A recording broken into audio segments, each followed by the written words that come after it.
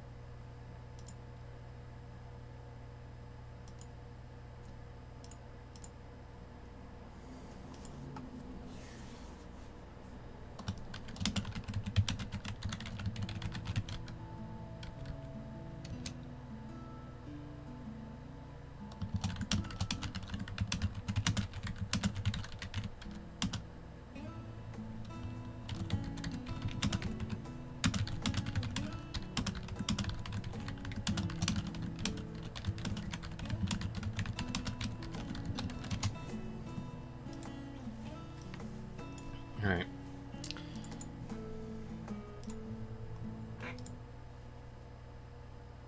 What do you mean?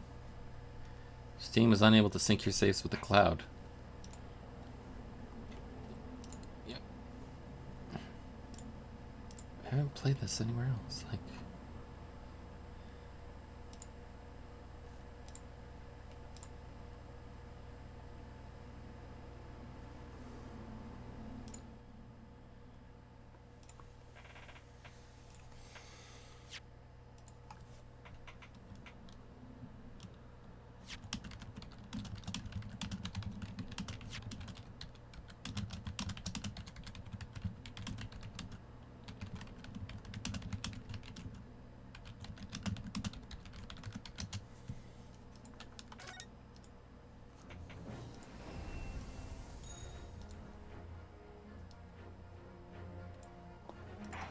Okay.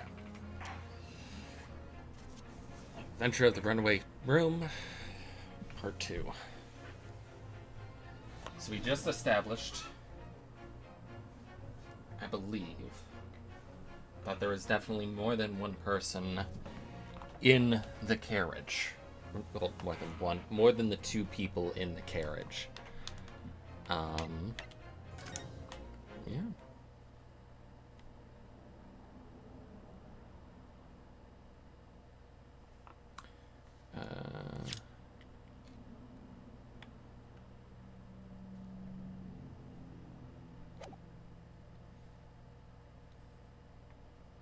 Let proceedings be resumed.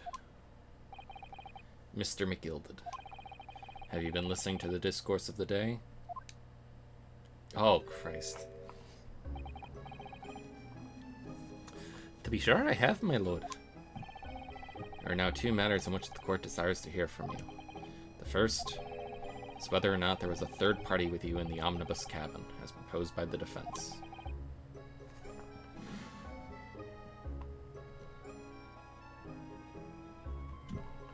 Second is that if such a person was indeed present, why did you conceal that fact from the police?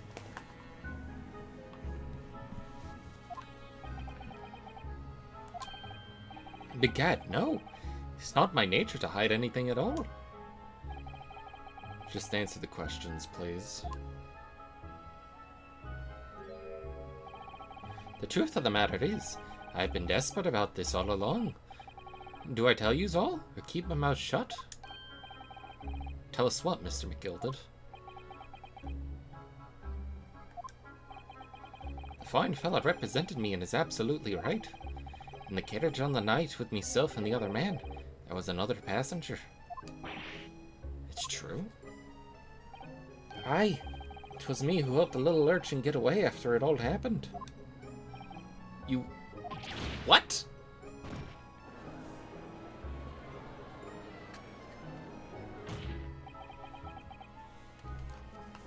Hold on.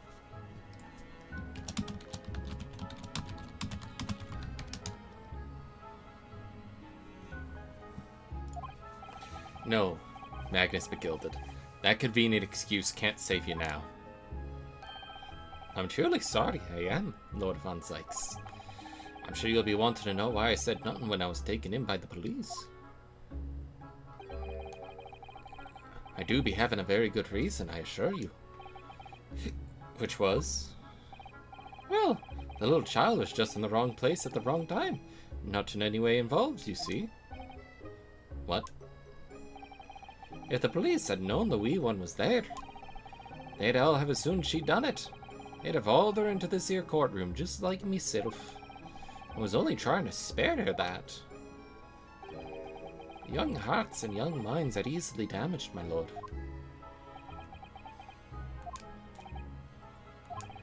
And who was this young child of whom you speak? That, I don't know. You don't know? Aye, well, the wee thing just happened to be in the carriage that night. I never saw it before or since. Objection! We have absolutely no reason to believe this man. Except for the fact we established that there's a third person in there. You know, I wouldn't be surprised if the urchin isn't here in this courtroom as we speak, listening to the proceedings. What? Is that a gunshot? Someone's trying to get away. After them. It's no use. I can't see anything through all the smoke. Careful, Mr. Naruto. Cover your face. Bailiff, don't let the accused escape. Secure the omnibus. I hereby call an emergency recess. Bailiff, ensure the defendant is in custody and clear the courtroom. We were hurriedly removed from the smoke-filled courtroom by the bailiff, amid scenes of chaos as people stumbled over one another in their desperation to flee the chamber. We had no idea what was happening. All we knew was that, for the time being at least, the trial was suspended. Oh. I did not.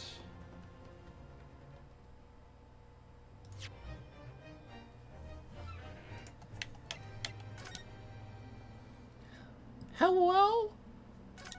Oh, so I guess I ended like right before right before a good stopping point last time. Hello? Hello? Mr. Obama? Please help me. Okay. Doing alright. How are you? Welcome to Stream Night Owl. Oh god. Sasha Bros. And hello, V. What on earth just happened in there? Mr. Naruhodo, I managed to find out what happened. Convenient. Mr. Sato, I was told it was an advanced form of smoke grenade, a type of exploding device that releases smoke. A smoke grenade? It sounds like the sort of thing ninjas use. Thank you. They're just making sure everything is safe now. I think the trial will start again before long. But who would have done something like that? The police managed to catch someone who was trying to flee the courtroom, apparently. Flee the courtroom? Why? Well, it's a young girl around 15, I hear. A young girl? Then could it be the other passenger that Mr. McGilded was just talking about? Yep, I'm a writer by trade. So, he wasn't lying. Oh, what became of Mr. McGilded, actually? There's so many things I need to ask him about, but he's not here. I think he was summoned to the prosecutor's antechamber to answer questions, along with the young girl. Who is she, I wonder? What was she even doing here at the trial? Unfortunately, I don't do collabs. This bodes well for this stream. I don't do collabs, especially because I can barely rely on myself for my writing at good times, you know, if that makes sense. She was taking a huge risk, and for what possible benefit to herself? There's another matter that's troubling me. What's that? The 20 pence. Oh, according to the coachman, Mr. Beppo. Mr. Beppo.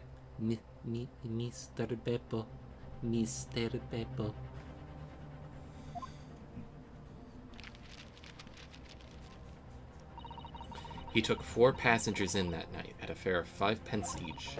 That comes to a total of 20 pence exactly. But now it seems there were in fact 5 passengers, which means the figures don't seem to add up again. She's right. That is strange. Counsel of the defense, kindly proceed into the courtroom. Trial recommence in 5 minutes.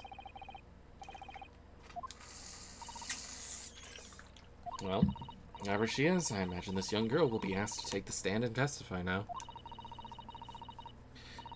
Really can't imagine what she's going to say, but it could alter the whole direction of the trial. We'll know soon enough, Miss Susato. Yes!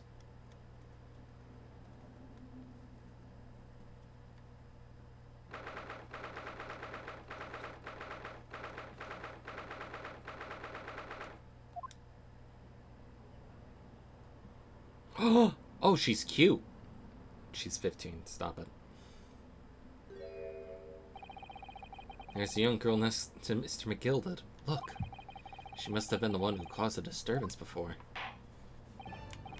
Well, after that rather eventful How did you get a smoke bomb? The court will now resume the trial of Mr. Magnus McGilded. Now then, Lord Von Zykes. My lord. I believe you established the cause of the smoke grenade which veiled proceedings earlier. Seems to have been an advanced form of smoke grenade. So it's typically employed by the army. The army? What in the devil's name? It was an elaborate attempt by a young girl to cloak her escape from the public gallery, but she was caught. And now occupies the stand. Your name, girl? Are you responsible for the smoke grenade which induced such pandemonium here in my courtroom? What is the meaning of this deplorable behavior? Ahem. If I may, my lord. Yes, Mr. McGilded? I think perhaps I ought to explain here. Why, it is that this wee little lass was here in the first place, and why she tried to bolt like that. 'Tis all tied up with the events of that night, so it is.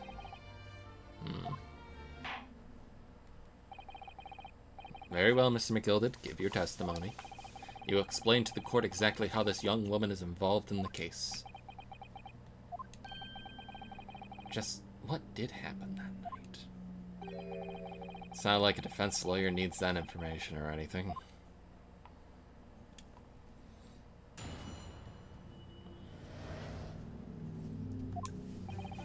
On the night in question, I took the back seat in the omnibus and promptly nodded off. Then, begorra, a loud thud and wee scream woke me with a fair start. There was a fella collapsed on the floor at me feet, so I sat him up on the seat across from me. Then I turned to find out where the scream had come from, and bless my soul, what did I find? There was a child in there, all curled up in a ball, hiding her wee self away.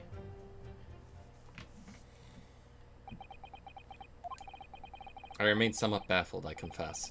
But from what I gather, on the night in question, this young girl was indeed riding in the omnibus. Is that correct? 'Tis exactly as the defense counsel said. This lass was the 5th passenger, my lord.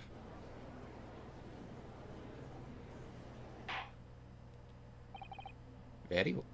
Fuck. Very well. The defense may now cross-examine the witnesses. Are you ready, counsel? Yes, my lord. Or rather, no. I have no idea where to start. I love that look.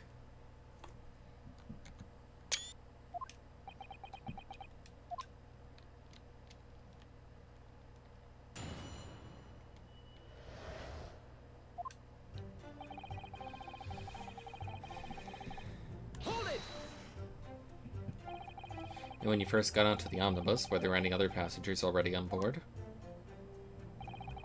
There were not. The cabin was empty, and there was no one on the roof deck either. You were the first passenger, as it were. I see. Aye, that's why I took the back side as I did. 'Tis the most comfortable, so it is. Can you explain exactly what you mean by the back seat? By all means, 'tis how you already described it earlier. I'm talking about the seat opposite and one to which the poor gentleman was stabbed was sitting. Like I said, 'tis the most comfortable, and where I feel the most at ease. gazing through the skylight from time to time as well. Let's see. Do we have the diagram of...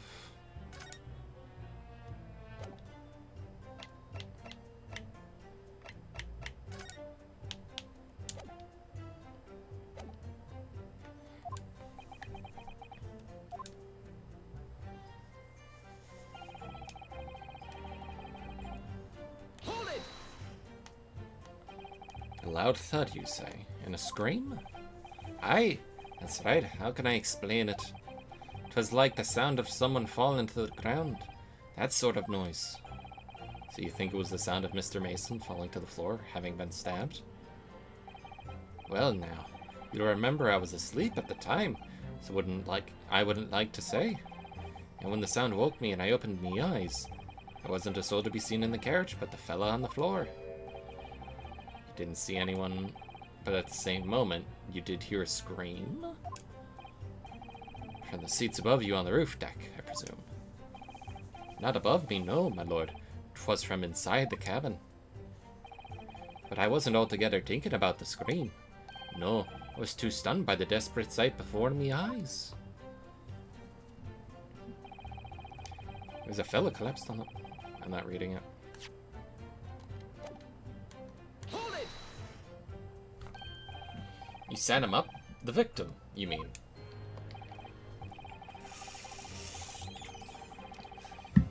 That I did, on the seat across from me, as I said. I could plainly see the poor devil was already gone.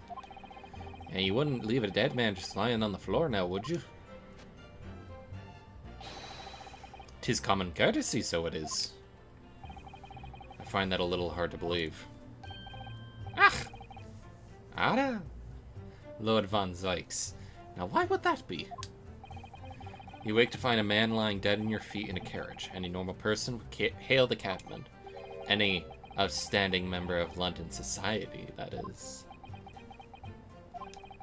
Well now, as you know, I'm in something of a special line of business. The business of lending money at exorbitant rates of interest. Unfortunately, my lord, not everyone is thankful for the help I offer them, and some would even see me dead. So I do try, where at all possible, to avoid getting myself in a tangle with trouble. Are you suggesting you were going to just leave the man there? Heavens alive, no. I was always intending to report it, so I was. Only, I demand to find out the whys and wherefores first. There were some details I wanted to understand before anyone else got to meddling. The wee scream I heard, for example. Wouldn't your good self do just the same?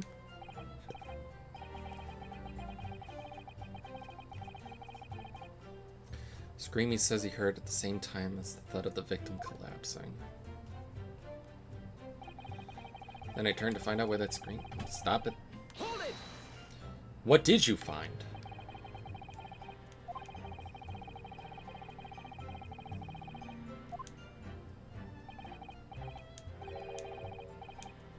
So, as far as he could see, there was only the two of them in there. Well now, 'tis a queer thing. The wee scream I heard just as I woke up. It came from, if you'll excuse the vulgar expression, under me backside.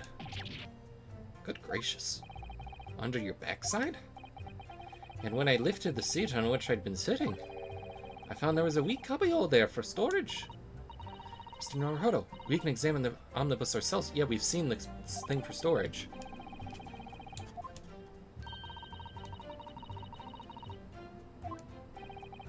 And that's when I found her. It was... Hold it!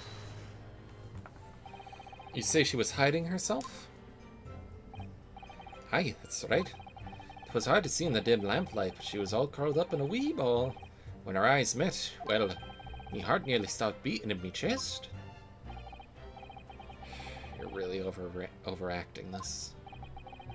Still and all, I pulled her out from under there and sat her on the seat opposite so I could have a wee chinwag with her. Seat opposite? So you sat her next to the corpse? You sat this young girl next to a corpse? Well, as I'm sure I mentioned, a gentleman in my position can all too often find himself in mortal danger. So, I needed to find out just who this urchin was, you see. And while I was in the middle of talking with her, I heard another scream, a fella's voice this time. Presumably, that scream was Mr. First, who was sitting on the roof deck seats. Right you are again, I would say, sir. Looking down through the skylight, he must have seen this young girl and a gentleman with a knife in his belly. In other words, the previous witness did not, in fact, see you at all, Mr. McGilded. What they believed to be yourself and the victim was, in fact, this girl and the late Mr. Mason. I did remember in the last testimonies that the person sitting next to Mr. Mason was short. So that would fit a 15-year-old girl. Aye, my lord. I was, as I think everyone understands by now, sat at the back of the carriage out of sight.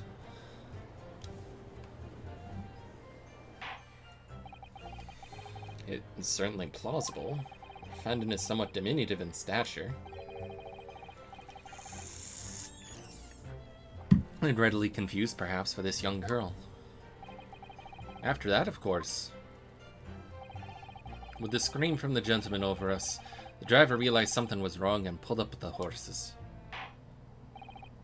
Thank you. I've heard enough. Vince explained or is clear in my mind. However, at least one conundrum remains. Who is the girl? Her name is Gina Lestrade, my lord. She's a chancer, earns her crust among large crowds, relieving people of their purses. What's commonly called a pickpocket. What? This girl here? A petty thief? Order! Order! Is this true, Miss Lestrade?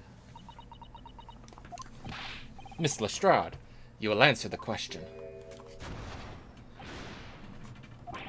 How dare you? What is the meaning of this? Ah! The girl! She's gone! I'm over here.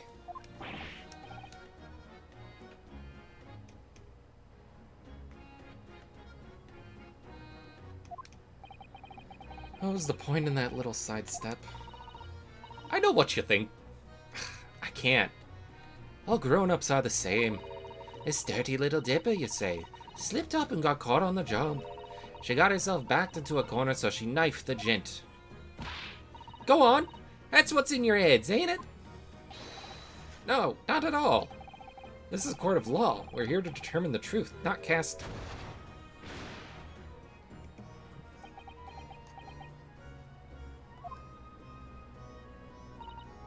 Look, knives are for cowards. Only thugs use weapons like that, and all I need for what I do is these fingers. I'm a professional, alright. Maybe not in your eyes, but I've got pride in what I do. Let me guess. You don't count smoke guns among weapons for thugs? Oh, this? Yeah, this is the bag and I lifted the other day, down where they keep the four-wheel drags. It's nice, isn't it? I like the pink best. Do not wave that thing in my direction again. So, you admit that you were riding the omnibus on the night in question?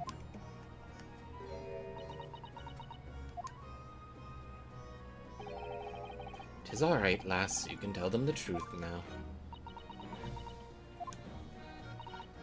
Alright, yeah.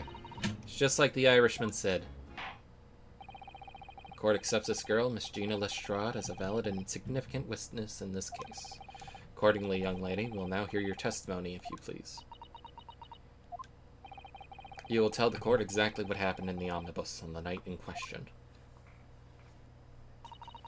Alright, if I have to.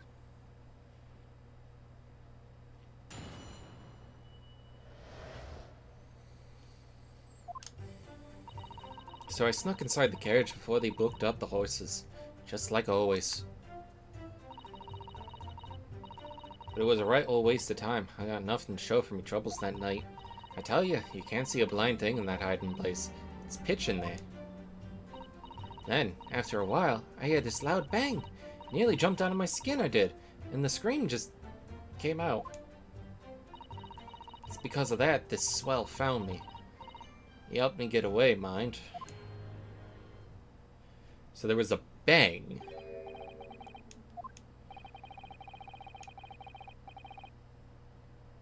the bang of the body falling, so that means there was another person. God. I failed to understand why you would let the street urchin go, Mr. McGilded. Oh, 'tis simplicity itself, my lord. You see, she couldn't possibly have killed the other passenger. I knew that for a fact. How? She was under his ass. As I'm sure I said before, sir.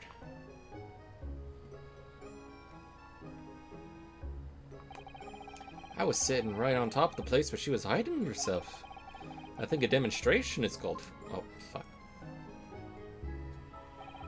This is where I sat that night.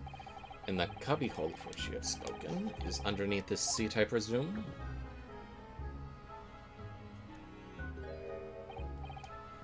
Yes, it does appear to be large enough just to accommodate someone of the girl's stature. Aye, but of course, the wee lass was stuck in there, because I'd parked myself on the seat for the duration.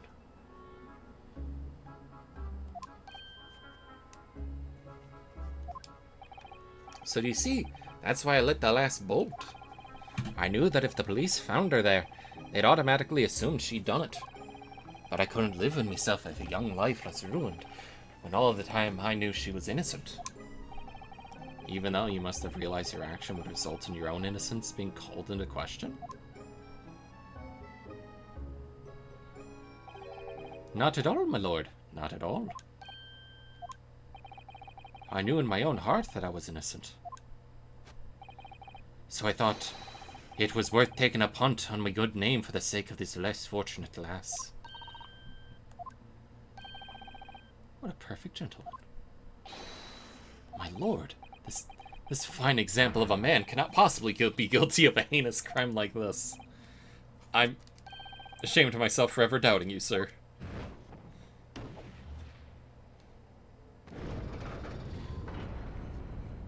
Everyone says she's innocent, right?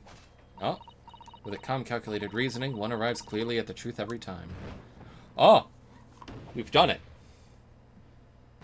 The gimmick works in our favor now. All 6 members of the jury consensual in their leaning to the verdict of not guilty? Mr. Naruhodo, this, well, it must mean... It must mean what? Now we're victorious. We've won? Are you sure? Objection. Why? Foot! If the sight of my ironed heel... Oh god, no, I'm not doing that. I'm not doing that. If the sight of my iron-heeled Wellington offends, pray, do forgive the discourtesy.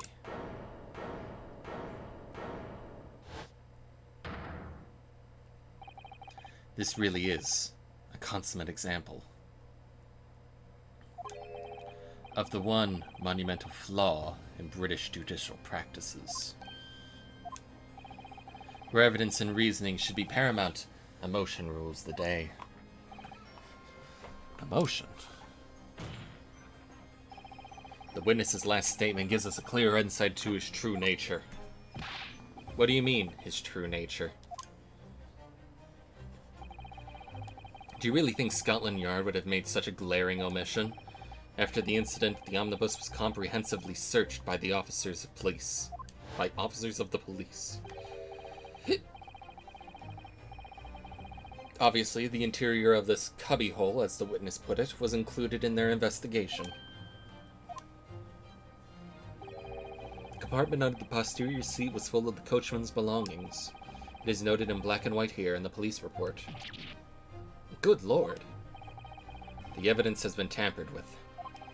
In order to corroborate Mr. McGilded's stories, someone has unlawfully removed everything from under the seat. Wait, yeah, wasn't there stuff in the seat when we were first looking at it last time?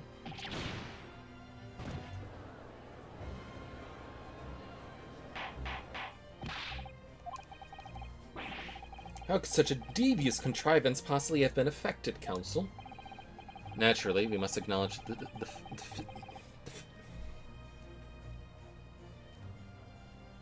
deficiencies of the constabulary in allowing this to have happened. However, I assure you, when the omnibus was wheeled into the courtroom this morning, the compartment under the seat was not empty.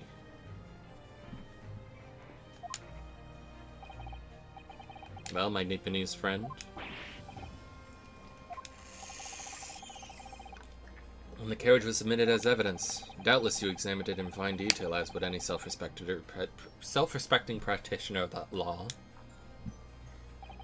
Pray, what did you find the condition of the underseat compartment to be? Oh, to be sure, the young gentleman will be able to clear this up in a jiffy.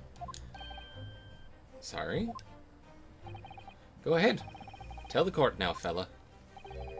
How this is all an elaborate excuse by the Lord Von Sykes. Ooh, Mr. McGilded.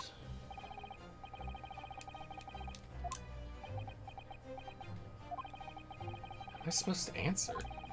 What can I say about the state of that little compartment under the seat in the omnibus? It wasn't empty.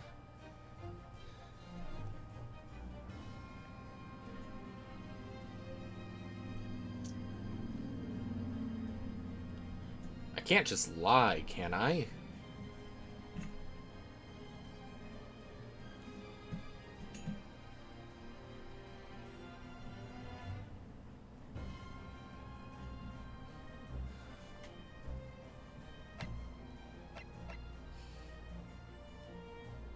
Like, in the end, we're looking for the truth of what actually happened there.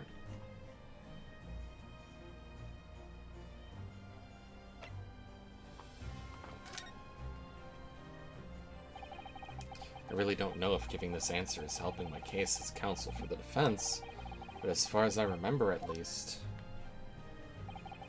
when I first examined the compartment, I'm fairly certain there were a number of articles inside it, yeah. Are you sure? Bewists? What are you saying now, you daft daw? I thought you were on my side here.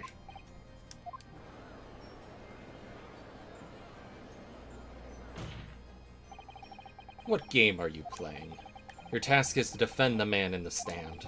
Why would you say something to compromise his position?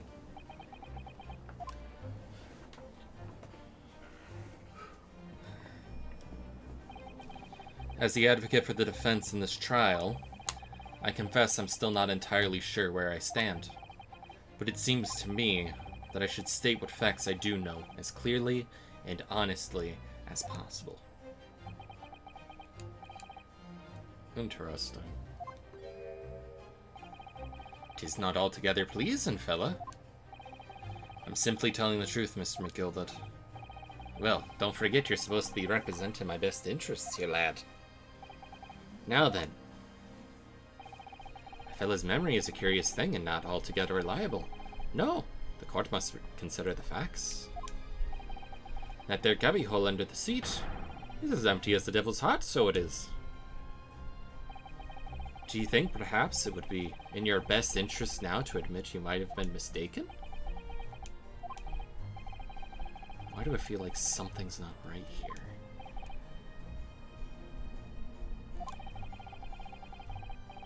I should like the jury to weigh in on this matter, I think. The compartment is designed to house equipment used to maintain the smooth running of the carriage. The Guild's rules state that omnibuses should be properly and fully equipped at all times, so it certainly wouldn't have been empty on the night in question. So, we can actually check.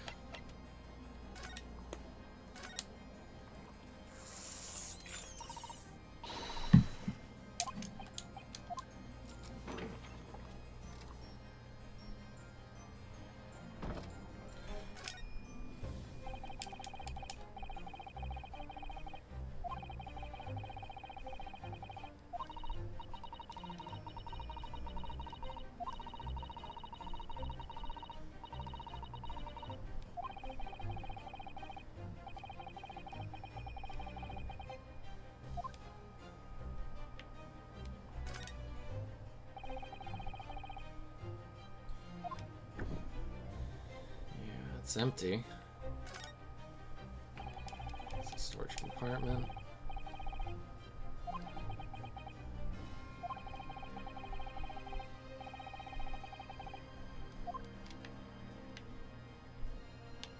But as you can see, there's no... That's blood, isn't it?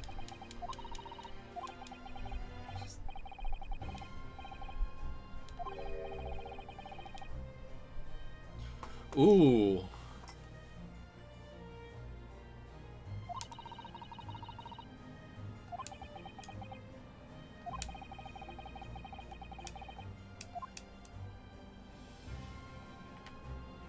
This is where the guy was found when he was, like, when everything stopped.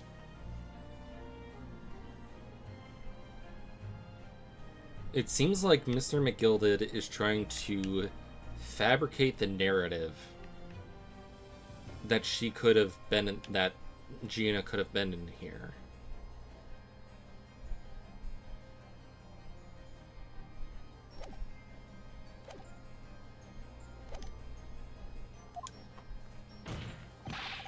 Money-lending fleecer and the pick purse are lying.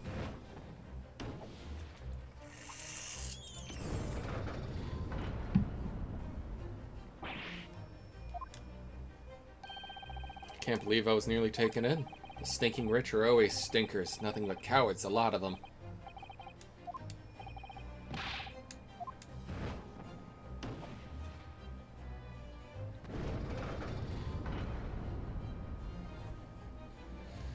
When the smoke bomb went off, I'm wondering if, while the court was going after Gina, Mr. McGilded emptied out the seat.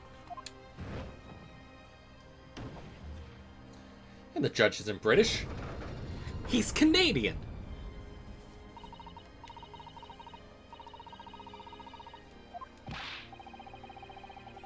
Every time a different truth.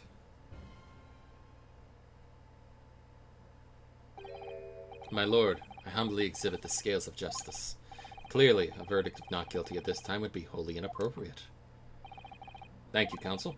But before we proceed any further, there is the matter of the outstanding cross-examination.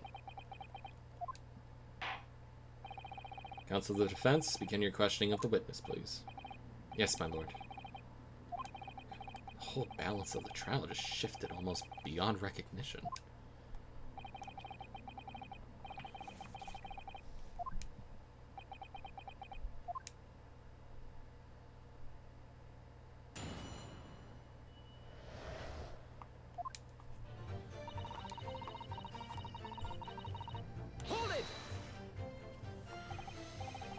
You're already in the omnibus before it even set off on its run. Well, yeah. I mean, what's the point of spending a joey to make a few bob, eh? That's the rum idea, isn't it? Especially means there's no point spending money to make money. Actually makes sense. Counsel, may I remind you that this girl is a petty thief? Kindly refrain from entertaining her tenants.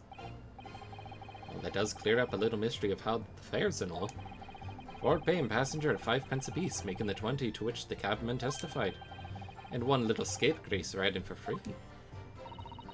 A red conk of a driver always goes for some grub before his last run, see? That's when I slipped into the carriage and got myself in and under the seat. Nice and easy, right? But your hiding place is a storage compartment. Full of equipment for the coach, no?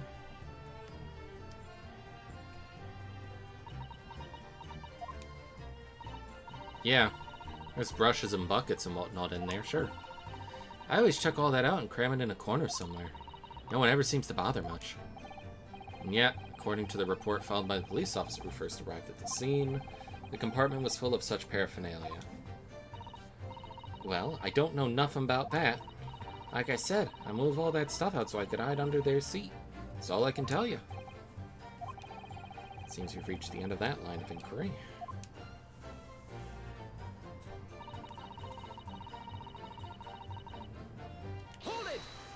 Were you hoping to rob someone?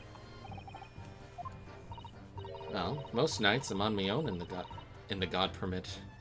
I'm on my own in the God Permit at some of the time. I beg your pardon? Did you just say God Permit? Oh yeah, well, that's what my kind call it. You'd say the omnibus, I suppose. Point is, any normal run, the carriage ain't got no one in it for a while. And that's when you come out of your hiding place and get away? That's it. Only that night. This cove was sat on my seat from the start. And he didn't budge the whole way, did he? Not 1 inch. I was totally stuck. Do you mean to tell us that you were present in the carriage for the duration? You're under the seat the entire time while events unfolded in the enclosed cabin? Yeah. Right, mister? To be sure. I was as shocked as anyone. You don't expect to lift the cushion when you've been sat on and find a child now, do you?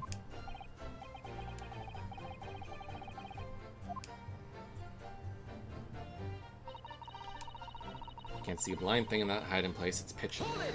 Yeah, I mean, it's also shot. Couldn't see out into the cabin at all. Not a jot. Most days I push the kitten up with me head and have a look out the crack. Then I have a butcher as at who I'm gonna fiddle. I thought you were a pickpocket, not a butcher. I mean, I can have a look. See it I get under ain't as plush as the other one, see? So most of the time, the passengers plant themselves opposite. But for some reason this night, this here Irish spent his whole journey right over me head. If for that reason you ain't able to put your cut up trap under the seat, I said, fuck. Truth is, I ain't too happy in small dark places. It feels too much like being thrown in the clink. But it's the only place to hide in them carriages. So, it's Obson's choice. I'd say there's some reason she's not letting on, judging from her demeanor.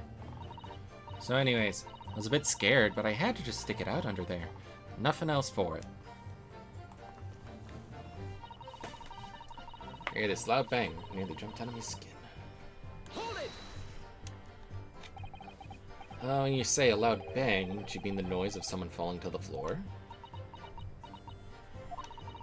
Could have been, I suppose. I don't remember so well. Point is, it made me jump. And you let out a scream involuntarily? That's right. And then I felt the cushion over me head get lighter all of a sudden.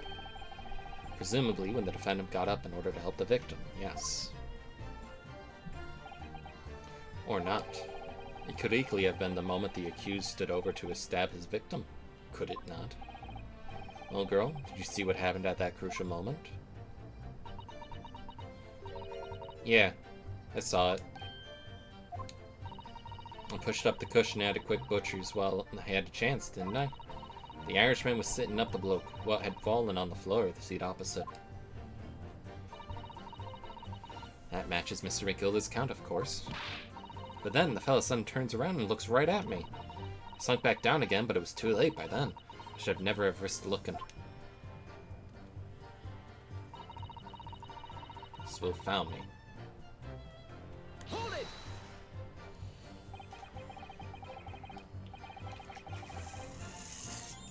And when Mr. McGilda discovered you, he pulled you from your hiding place? I was scared stiff, I was. He dragged me out and sent me down on the seat and all. Next to the victim, Mr. Mason? Yeah. The bloke had a knife in his guts. He was still bleeding. Then the carriage lurched a bit, and he ended up falling onto me. Ugh. Both me hands got covered in blood. I feel sick as a dog.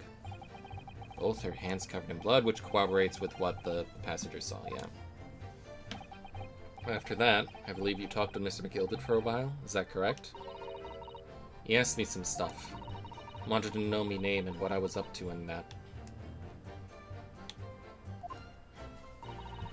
And I heard something from above. Someone screamed. Yes, Mr. First on the roof deck, one will presume. Well, I didn't want no one seeing me face, so I didn't look up. And the horses were drawn up smartish, and this here Irishman says to me, "Get back under the seat. I'll see that you can get away later."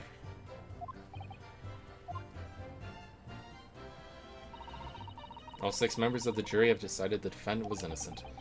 For one brief shining moment, yes. It's clear they are still very unsure. If we could just find some conclusive piece of evidence among this new testimony, I'm sure we could cinch the verdict we want.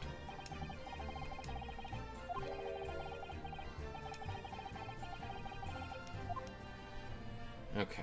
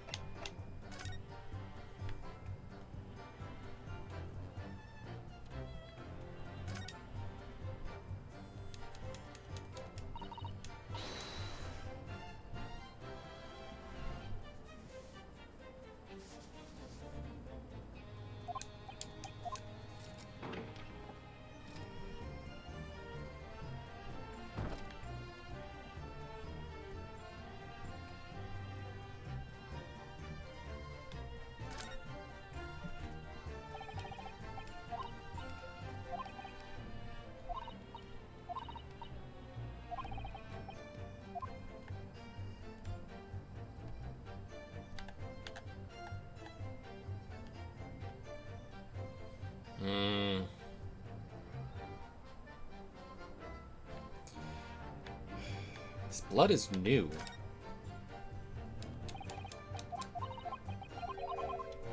Yeah.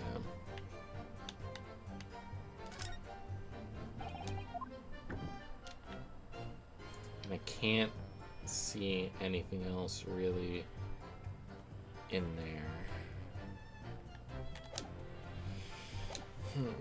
Okay.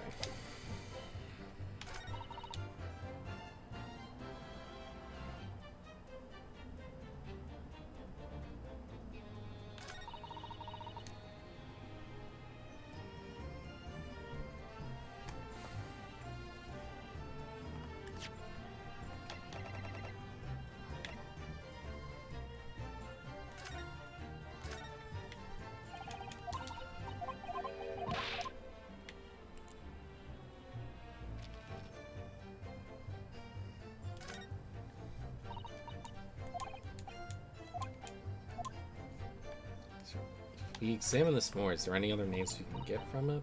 No.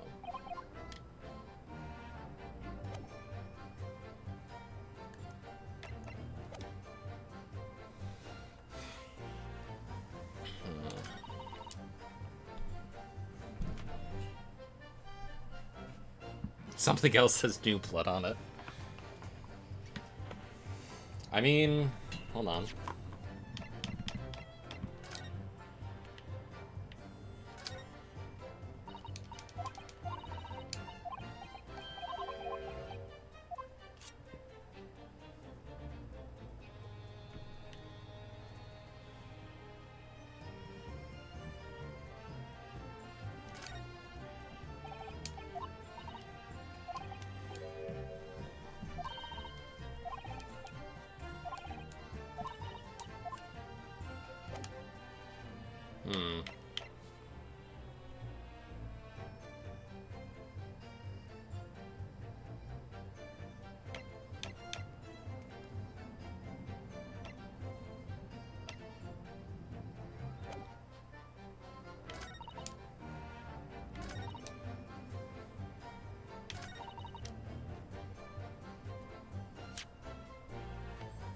Let's see.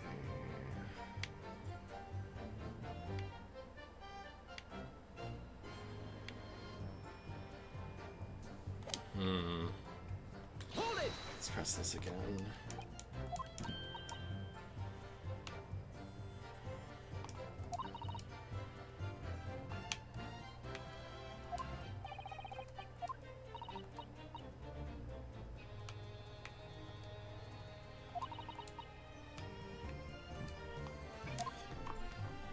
I'm wondering if I missed a reaction. But he's staying stationary.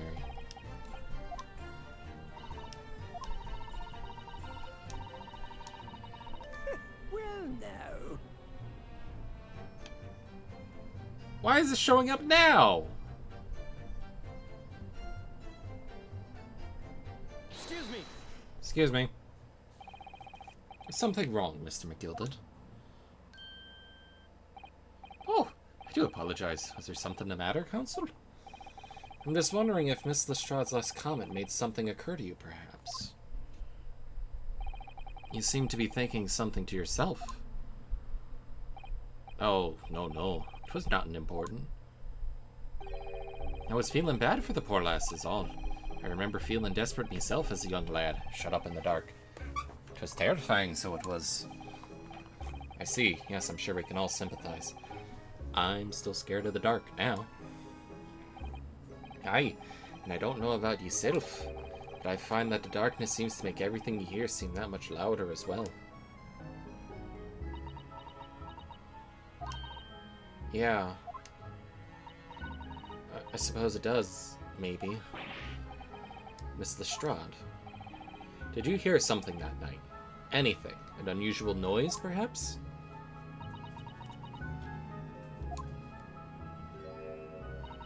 Nah, not really. All I could hear was the Irishman snoring. Be jabbers, there's no need to tell the whole world of me foibles, you little scamp. What a pity. If only Miss Lestrade had heard something, it might have given us a vital new clue. But she just said that she heard a bang.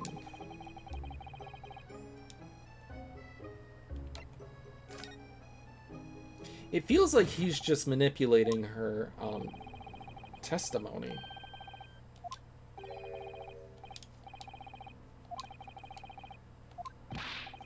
Which is a profoundly important point. I'm almost sure of it.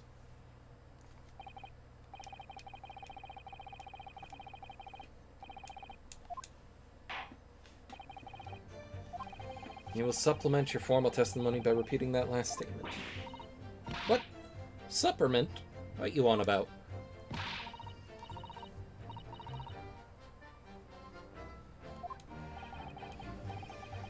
That's right, insult the judge. Always a good move.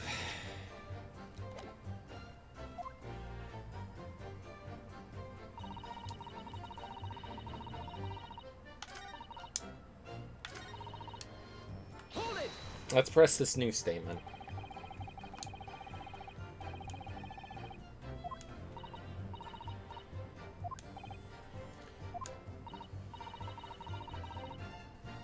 To start with.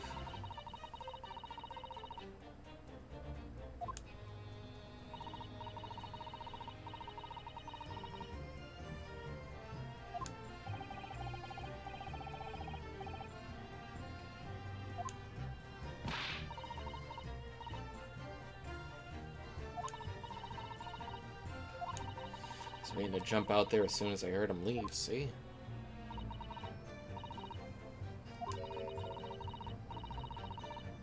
Even though we stopped here and there, I never heard the door open. So I just had to stay put and listen to him driving his pigs to the market. Snoring like an old dog he was.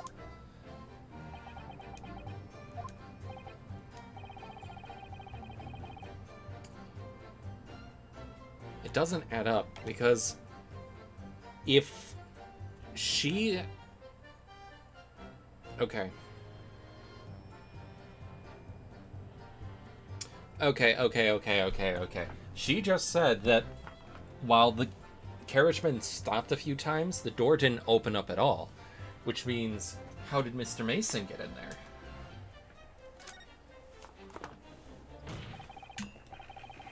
What you've just told the court is clearly at odds with the facts. At odds? Are you sure, man? Absolutely. Seems my learned Nipponese friend is not as dull-witted as I feared. Some Van Zykes realized it too.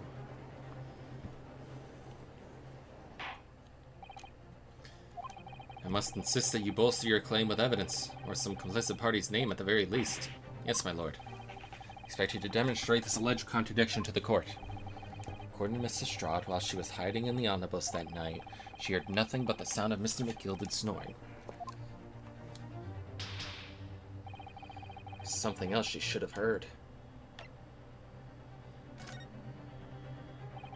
Very well, my lord. Allow me to elaborate. On a particular sound that Miss Lestrade could not have failed to hear on the night in question. The sound was very clearly explained by the presence of the following person. Thrice-fired Mason. Take that!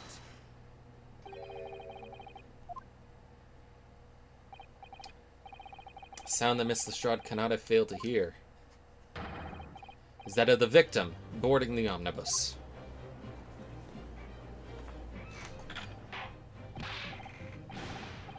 Oh, give me 1 second.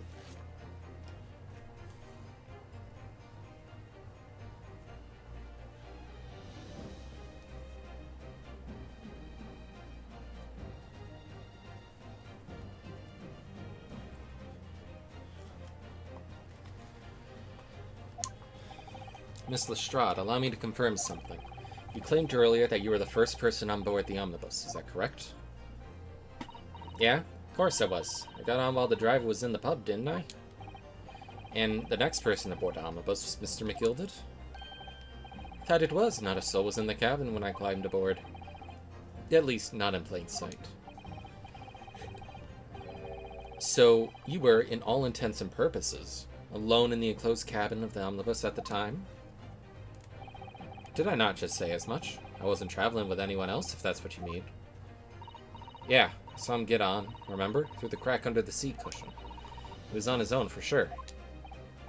And from what we've heard, the carriage made a number of stops after that onward its journey. During which time, did you not hear the door opening or closing at all? Nah, I never heard it. It's exactly what I was listening for, weren't it? Waiting for this swell to leave. In which case, when and how did the victim end up in the carriage? We know that the victim collapsed inside the enclosed cabin of the omnibus. Therefore, Miss Lestrade's statement about what she did or did not hear is at odds with the facts.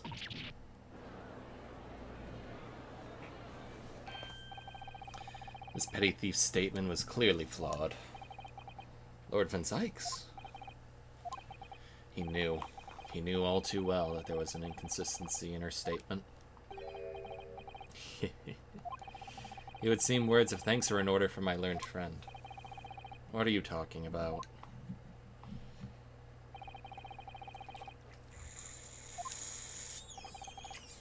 This witness and her colorful statements are entirely unreliable. Her words are convenient untruths, nothing more. He's dead right. How could the victim possibly not have boarded the omnibus?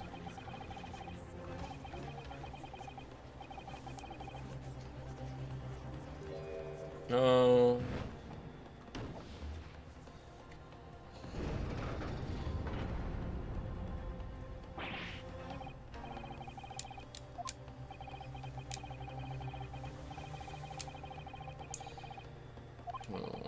But I must say, I can't abide liars. Neither can I. Mr. Foreman, I didn't want to judge the girl just because she has some less than salubrious ways. I must say, I cannot abide liars.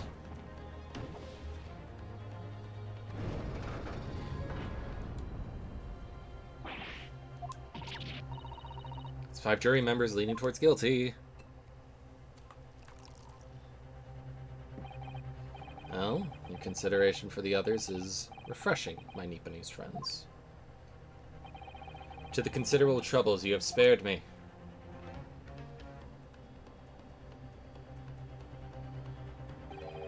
Yes, very refreshing.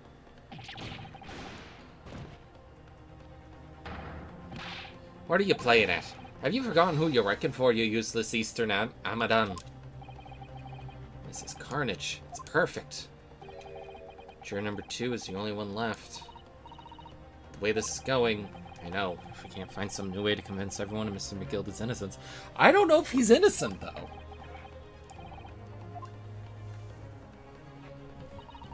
I very much wanted to believe the words of one of London's most respected gentlemen, but those of us in service know we must accept hard truths.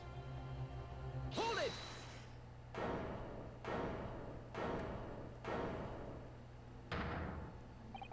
Yes, the witness's last statement seems to have revealed a critical inconsistency in her story. However, if we consider the possibility that her statement is in fact the truth, it may shed an entirely new light on this whole case. What are you saying? Counsel? I'm sorry, sir? Whatever do you mean?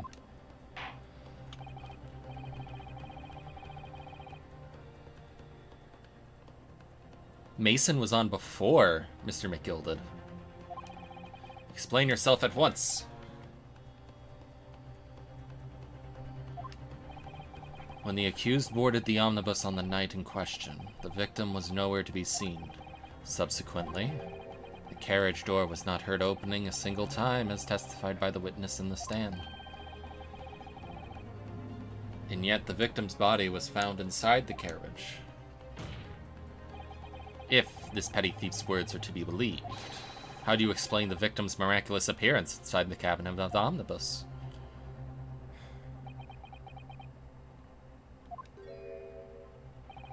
There's only one way to explain how the victim came to be inside the carriage.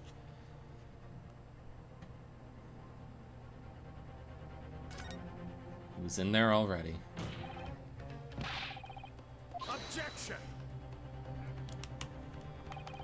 Tell me, my learned friend, what was the function of that clearly in your last sentence? Ah, fuck, I fucked up.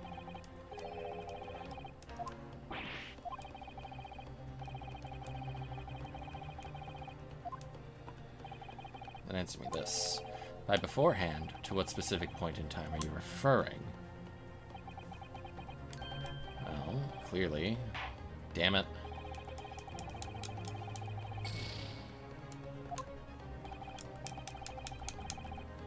I must learn to ramble more relevantly.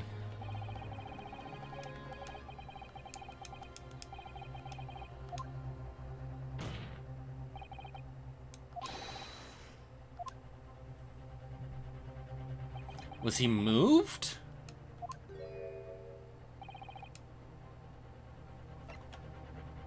Is there another entrance? Wait.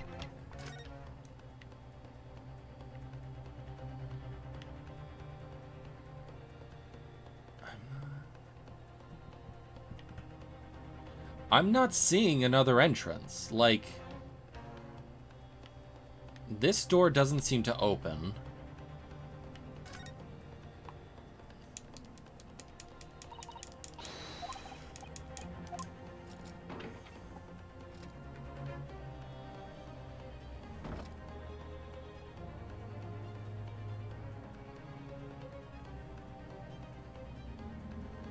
This side isn't a door.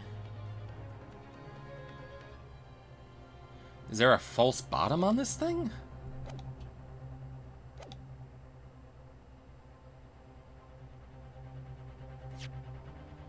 We're just gonna da-da-da-da-da.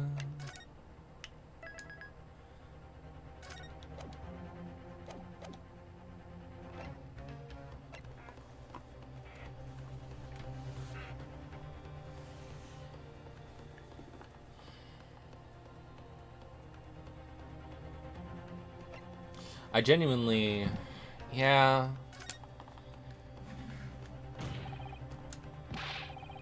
Obviously. Objection.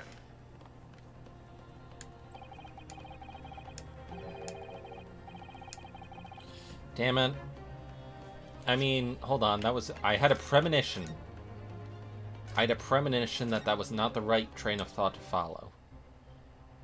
So was it a false bottom?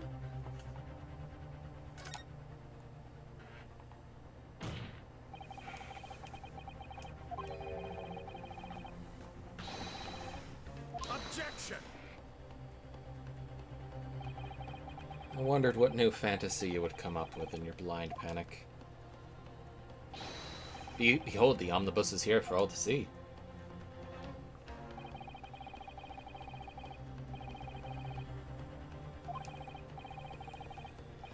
And the reason Von Zykes has not fucking brought up the blood on the floor is because that's a false bottom. Like, it was flipped around. Objection. But there could be. There's one possibility you haven't considered. Oh, really? Yes, one other way inside that isn't the door. Another opening. The witch allowed the victim to appear inside the enclosed cabin.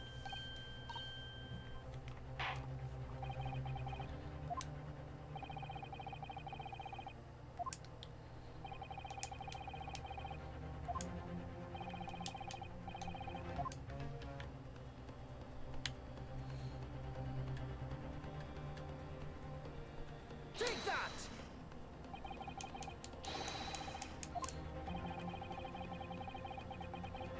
I fucked up.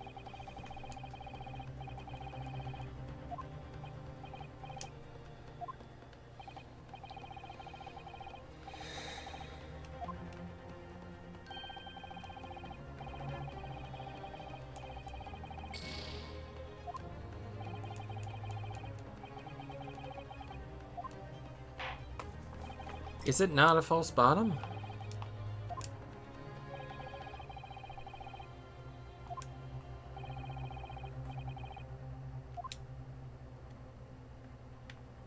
Could he have gotten in through the skylight?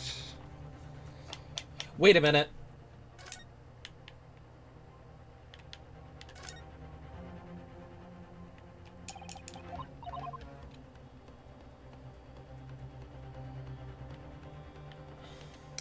There's a latch.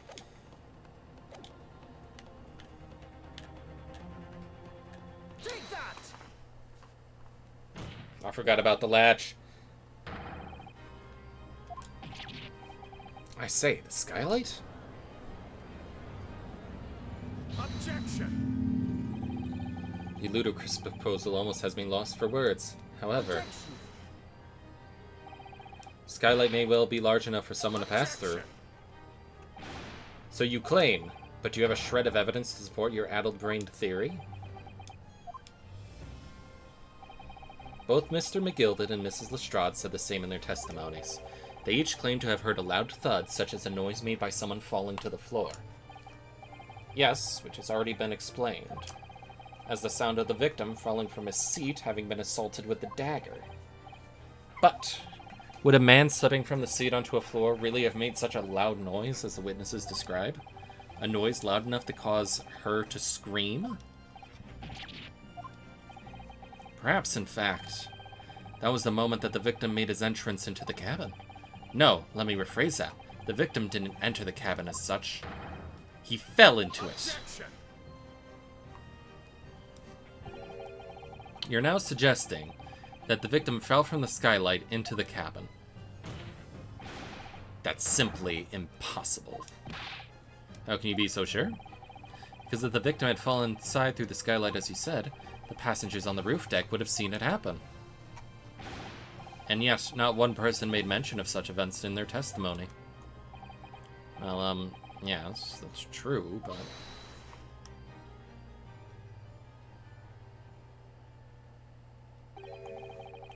Might a humble fella make a wee comment here? Mr. McGilded?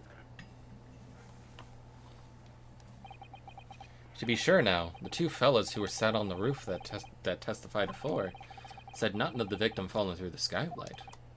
But it seems to me, my lord, that 'tis not so much a case of them not saying, but... Aye. 'Tis a case of them being unable to say. I think perhaps the two fellas do be having something of a compelling reason not to mention what happened. Would yous not agree, fine ladies and gentlemen of the jury?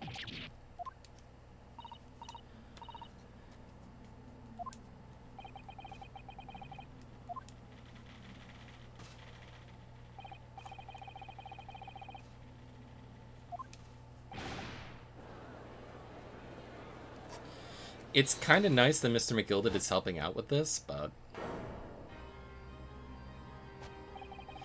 Just what exactly are you insinuating here, you blitherer? You rotta, he said. You rotta! What are you insinuating? This is a flaming outrage. I've got a good mind to give you a blinker in a minute. He'll give you a shiner in a minute, he said, and so will I. Mr. Fairplay, you're effectively accusing me, a city gentleman and well-respected banker. And me, a very angry hatter. Suggesting that someone like me could have stabbed that man in the guts? It's a disgrace. It's scandalous. I protest in the strongest possible terms. That's right, I protest too. About you, you rotten scoundrel.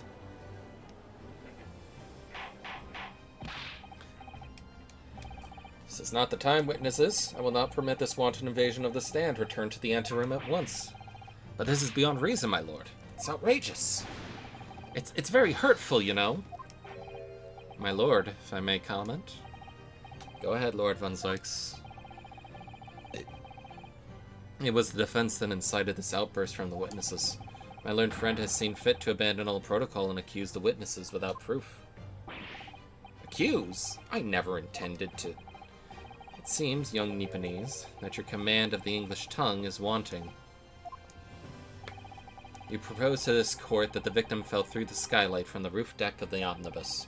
The hypothesis cannot possibly stand without the rooftop passengers being aware of the events. You have branded these gentlemen liars. You have intimated their criminal guilt. In our British courts of law, that is what is termed a baseless accusation. I know it was rash to put this idea forward without any actual evidence, but can't just dismiss it without a second thought. What are we wasting time for? Get them to testify. I thought there was something fishy about that hat from the moment I laid eyes on that fellow. We have to see this matter through now, one way or the other. If there's filth and rubbish in our midst, we must dispose of it at once.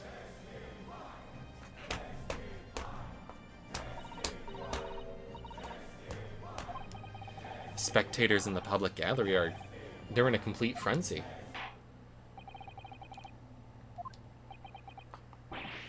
My lord, you will take the stand again and make another formal testimony in reference to the indictment brought by the defense. Yes, my lord. I didn't come here for this. There's no time to think this through. All I can do is keep pushing forward. Alright. I'm gonna run and get a drink because I'm out of water.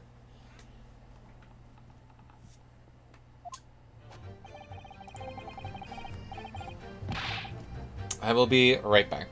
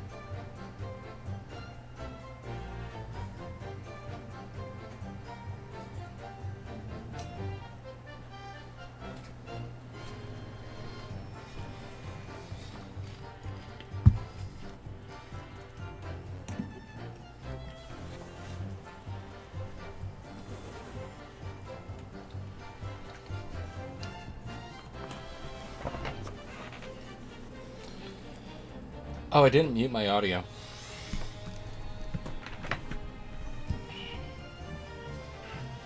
Oops.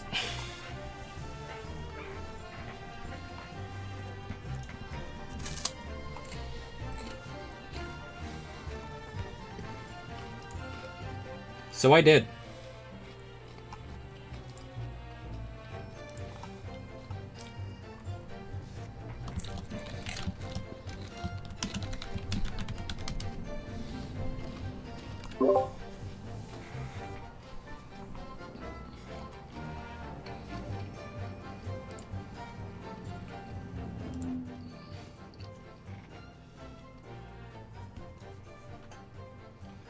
We're the only two people on the roof deck. Dead or alive. I can swear to that.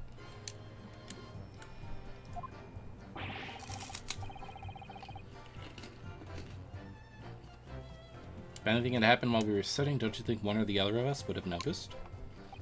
In any case, neither of us know the first thing about the victim. He had no reason to kill the man. The skylight was shut the entire time, I tell you. We couldn't possibly have opened it.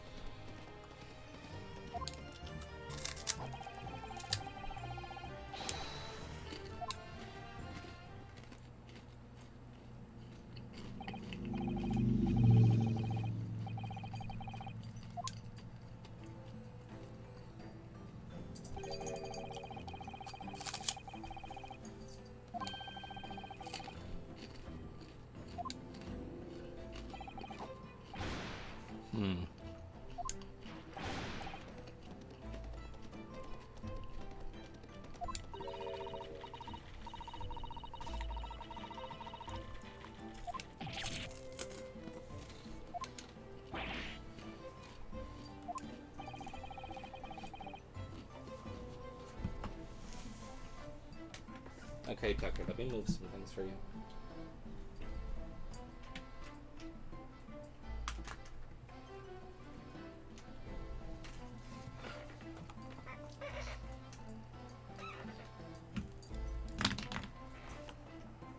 There you go, baby.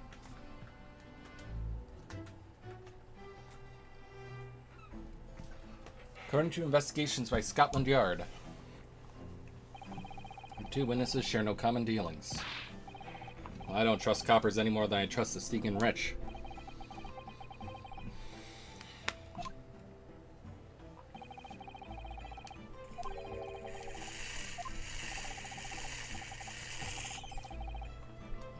Is it really going in our favor? Like, we're currently 4 to 1 on guilty to not guilty.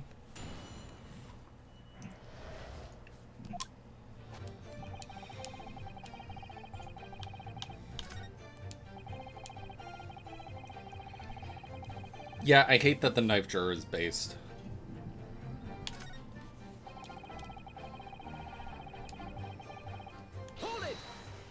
Let's see. So, you had never met Mr. Thrice Fired Mason before? Not once. Never. You never met the man before, he said. Never. And you had no prior dealings with the victim either?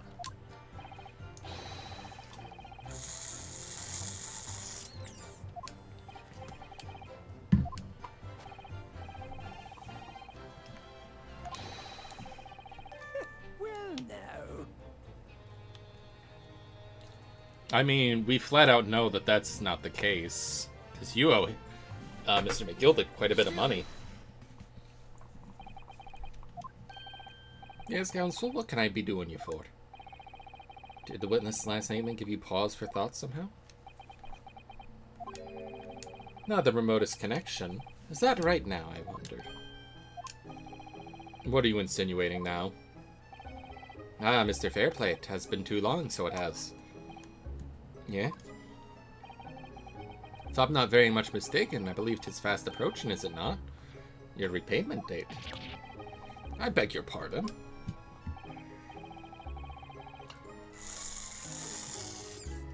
You borrowed 20 guineas from me, sir. At an unconscionable rate of interest. You tricked me. It's extortion.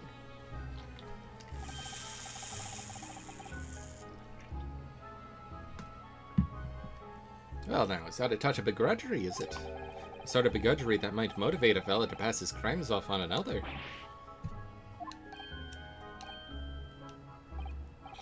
And young Mr. First. You do be making hats for a living, do you not? That there top hat siding about your head. Is that one of your own creations, is it? Ah, well, I'm just an apprentice, you understand. I'm learning how to find the perfect fit for whatever fine gent walks through the door. The perfect fit, is it? Well, it's a very distinctive design, so it is. Kind of reminiscent of this guy's hat. Many customers like it, I tell you. They're They're like a distinctive touch.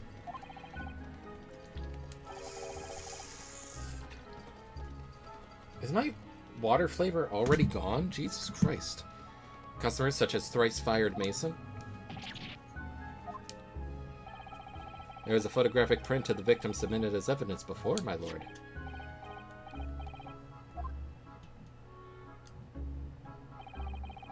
Can't help but think the poor fella's hat looks distinctly familiar.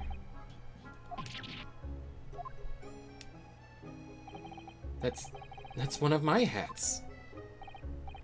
Aye, that it is. So it seemed the brickmaker was a customer of yours. So the customer, I'd wager, you'd have had a weak quarrel with over the distinctiveness of the goods. Oh, no, sir. Absolutely not, sir. Well, there's really nothing more to add. It wouldn't be right to say that the two fellas here haven't the remotest connection to the victim, you see. I rest my case. You little weasel. He's better at this than I am.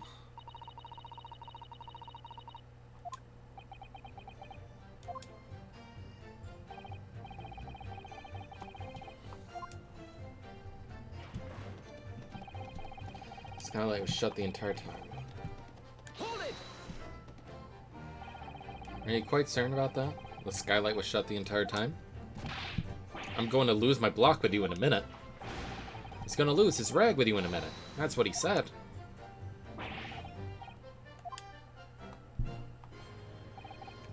See, it's shut fast now, like it was on that night. So it is. Of course. A fellow the size of Mr. Mason could likely break through it, still and all. What?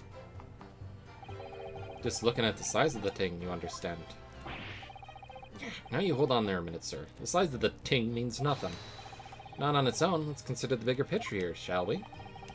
Stop biting our cane, shall we? I was riding the omnibus on another occasion when, well, I broke wind. Loudly. Shocked myself with it as it happens.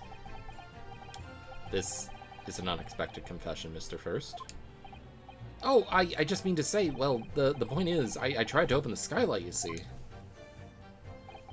But, just my luck, I couldn't make it budge. The stench was terrible. Everyone was looking daggers at me, sir. I went as red as rouge, I did. Are you expecting me to sentence you? Oh, no, sir. The point is, skylight can't be opened. I tried and tried and tried. That ain't... Why, that ain't... Oh, look at that little smug cat face. Excuse me. Can't be opened from the inside, but it can't be opened from the outside. Do you have something to say about that, Miss Lestrade? Miss Lestrade.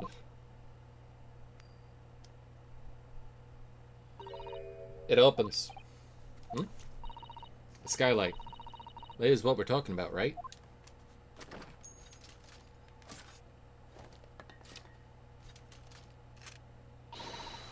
All them skylights open. Dead easy.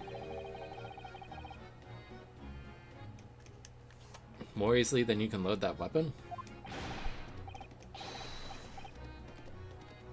That's not a gun. It's a smoke bomb launcher. You can't do it from inside, you mug.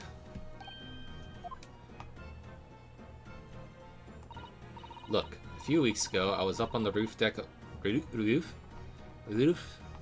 one of them drags. And I had a great haul. I mean, I had purses coming out my ears. Mr. Strahd, this is not the forum to be eulogizing on the subject of your criminal activities. Well, anyway, I had a bit of a scare.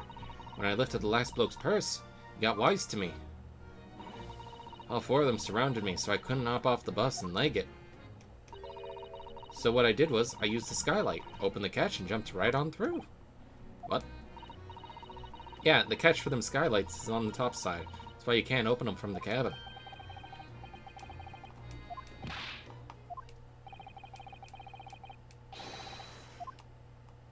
I want to see an animation of a man climbing up and doing this. Damn.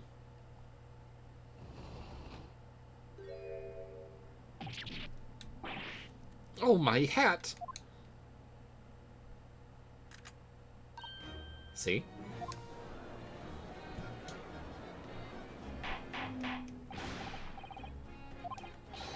Appears that the street girl's statements are fuck me. I don't believe it.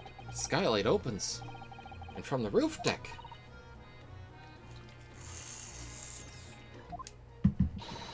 This could be the clue we've been looking for.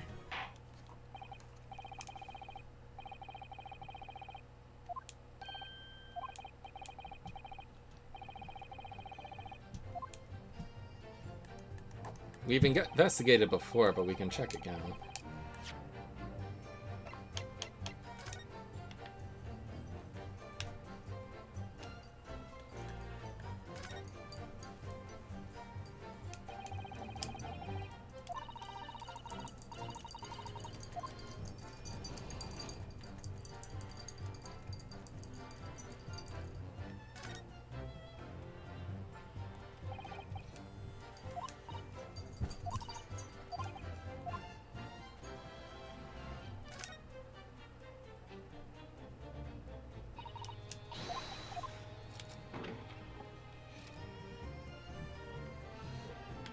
And this blood splatter on the ground, perfectly cool. Oh, hello!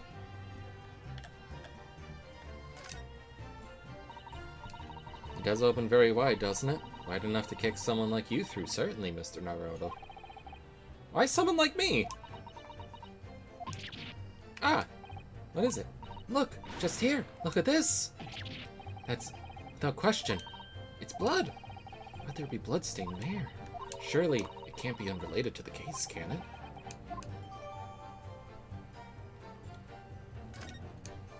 He was stabbed, pushed through here, fell on the ground, woke up this guy, made her scream.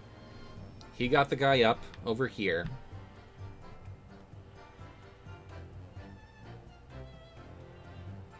Why hasn't Von Zykes noticed this?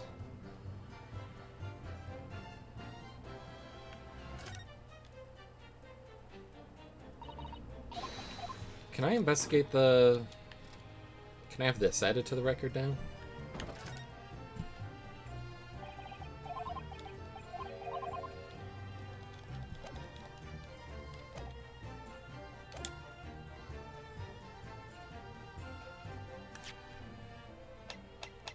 Objection. On the night in question, the victim was fatally stabbed in the stomach. And immediately afterwards, the victim's body was pushed through the skylight into the cabin below. Those are the facts, and the irrefutable proof remains clearly visible in the omnibus that stands before us today in the very courtroom.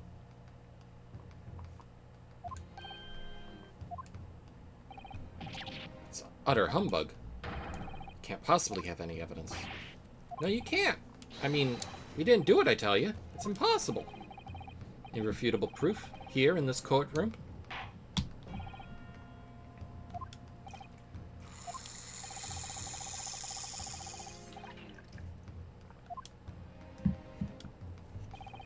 Where exactly within the omnibus is this evidence? Would you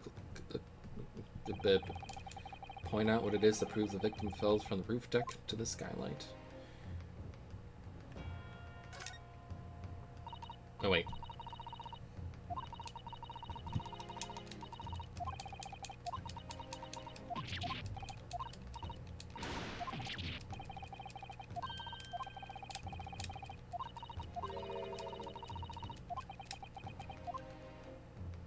Got it. By Jupiter, is that blood? This bloodstain proves two things. Firstly, when the incident occurred, the skylight of the omnibus was open. And secondly, the victim was already bleeding when he fell through the opening. And so it follows that Mr. McGilded, who was inside the enclosed cabin himself at the time, cannot possibly be guilty of this crime.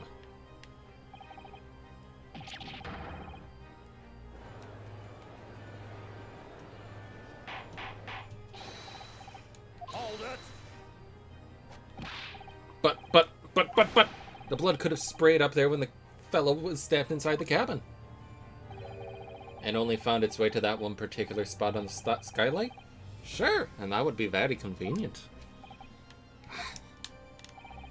And let's keep it in mind that the skylight catch can only be unfastened from the roof deck.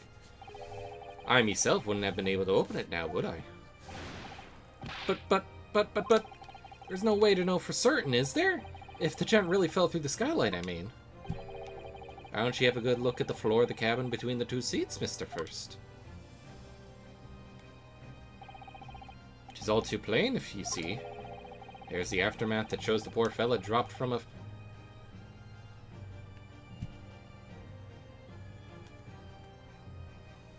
I don't trust this.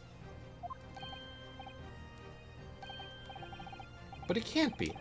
It's all... lies! I think we can all agree that this is clear proof of the defendant's innocence, can't we? I believe we can, yes sir. It's clear to me now where filthy rubbish can be found in this courtroom. So they thought they could pull the wool over my eyes, did they?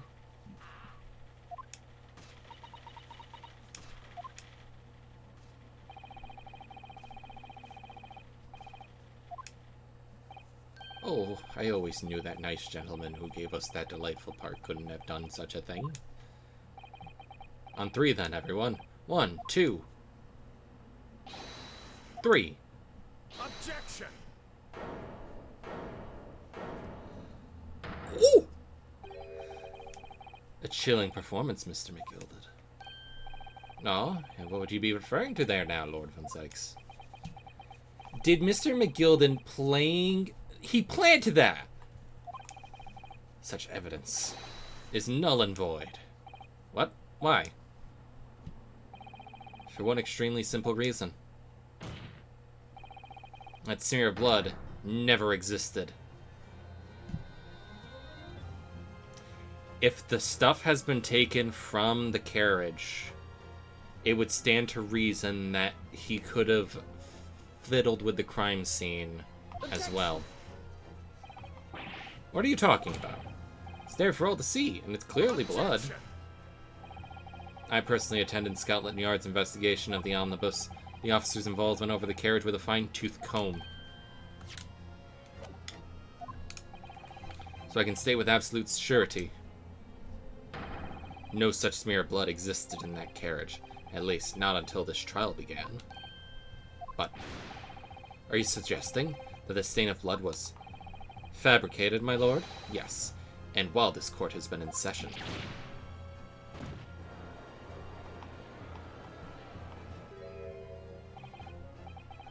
What a palaver. I must say I didn't expect such crude reasoning from a prosecutor of your stand-in, Lord Van Sykes. But I'm Magnus McGilded, a fellow known all over the capital for his fine contributions to public life. I don't take kindly to slander, and I'll fight it to the bitter end. Even if it's rolling off the tongue of the Reaper of the Bailey. Mr. McGilded, I realize that this is your first appearance in court as the accused. However, I am well aware of your involvement behind the scenes in a great many affairs of dubious nature. You're very adept when it comes to avoid getting your own hands dirty. And each time it happens that a case you're involved in is investigated, you adapt the fact.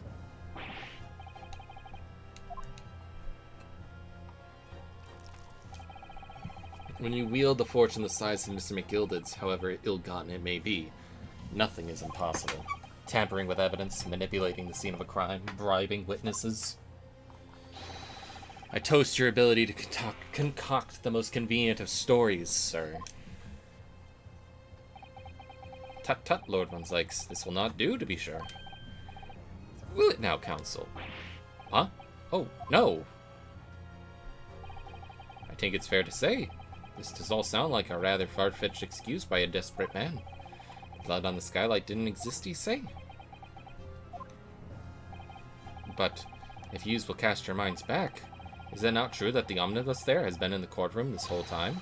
How could anyone possibly have put a smear of blood in without the world and his wife seeing? Isn't that right now, counsel? It's true. The omnibus has been in full view the entire time. Not all of it.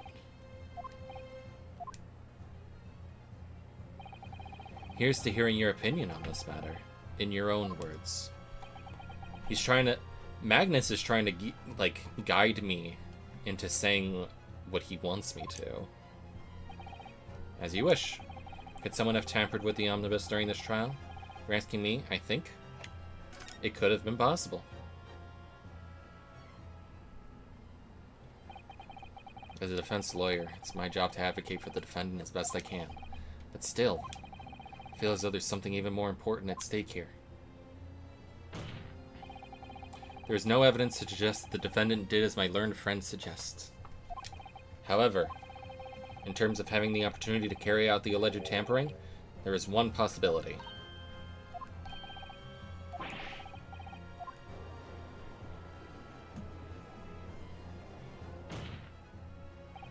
Yes, there is. It seems my Lord Nipponese friend has no intention of running from this deceit. I'm sure everyone still remembers clearly the recess that we were forced to take as a result of the smoke grenade fired by the witness currently in the stand, Miss Gina Lestrade.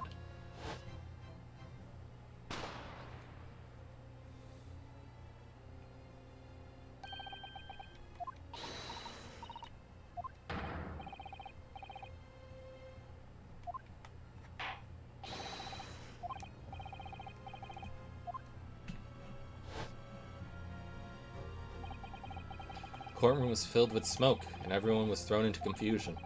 All of us were made to leave this chamber. In that brief interval, under the veil of smoke and all the chaos, it could have been possible to steal inside the omnibus. That was a dramatic camera spin.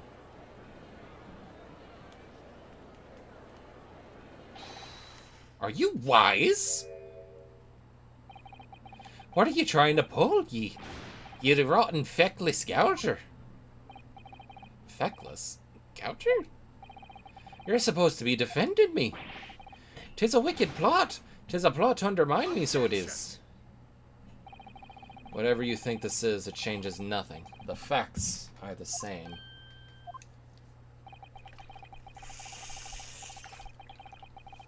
After this courtroom was evacuated earlier as a result of the smoke grenade, a number of inconsistencies materialized in relation to the omnibus.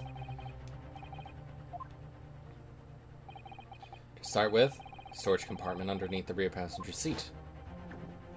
That was emptied out. When the police investigated the omnibus, this compartment was full of the driver's items. Secondly, we have the smear of blood on the edge of the skylight. As I have said, that was not present at the start of the trial this morning.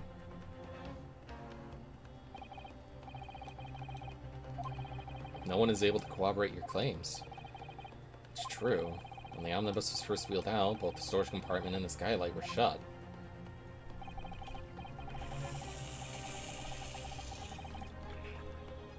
Accordingly, I'm afraid to say we cannot establish with any certainty if this evidence is a result of tampering or not.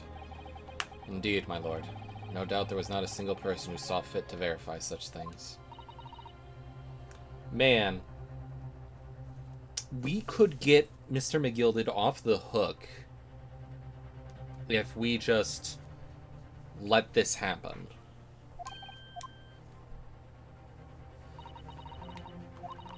Is there anything else unusual about the omnibus?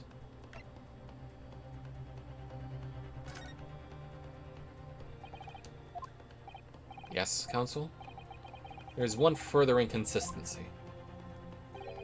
A mark that surely could not have been present at the start of the trial. What in the devil's name are you going to say now? If you dare betray me, you little maggot, you'd best be start watching your back. Objection.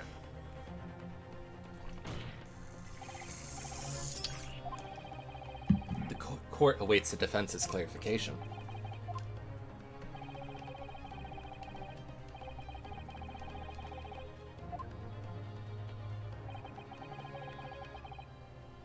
What am I supposed to believe here?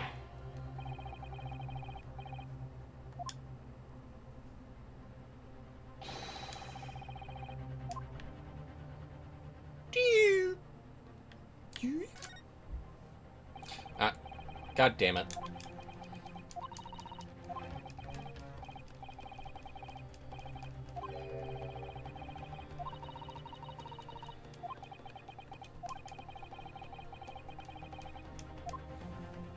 Got it!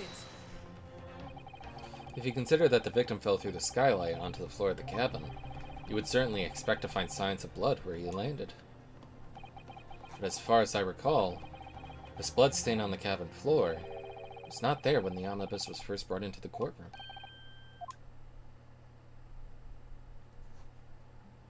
Oh god, is he actually guilty? I do believe you're correct, counsel. Well said. Although, as advocate for the defense, one might say that was a very careless slip of the tongue.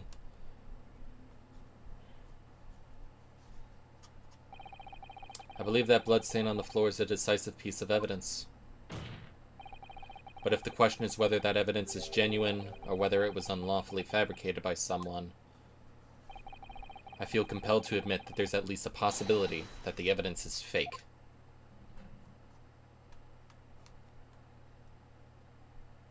Oh god, Mr. McGilded actually did it, didn't he?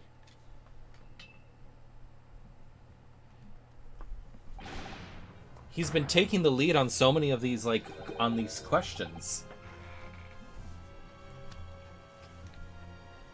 Like, he was trying to frame the other two for it. He was leading us into, like, what increase he wanted us to do. This trial is over. I've done everything I possibly can to cooperate with the court, but it is all over now. But you're the defendant. 'Tis over, I tell ye.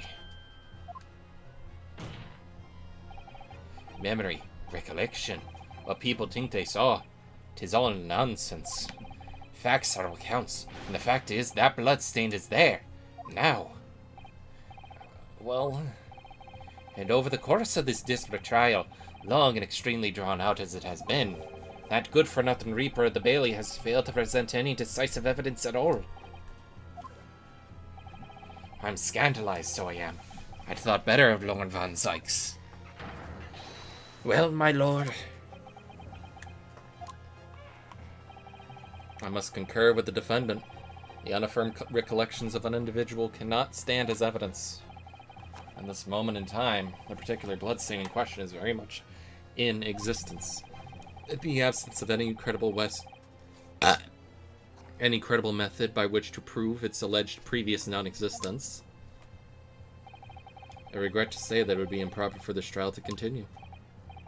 Your lordship can't be serious. Lord Van Zykes, what is your position? Prosecution, my lord, has no further witnesses or evidence to present. Very well. In that case, as I believe we explored every possible avenue in this matter, I shall proceed to my adjudication. As a formality, I am of course obliged to confirm with the defense first. As things stand at the moment, it would seem that Mr. McGilded will be found not guilty. Yes. Which would mean we've won. Is that really the right outcome here? Is it really alright for the trial to come to an end now with all these unexplained inconsistencies? I mean, what could he do? They didn't, like, the police didn't take pictures of the entire carriage.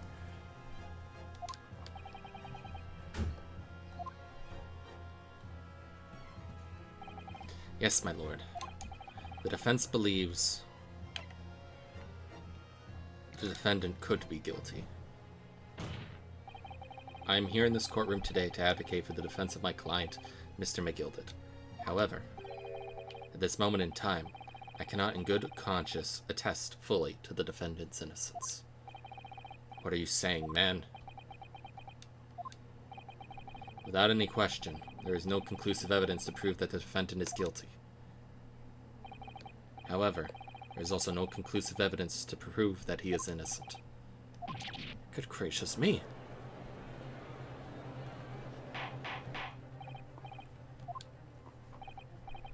This is unprecedented behavior, counsel.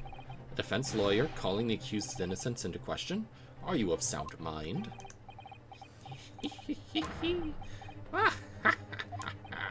Oh, it was a grand decision to appoint you as my lawyer, it was. A grand decision. What? I must say, I didn't expect quite such an exciting spectacle at the end there, but still.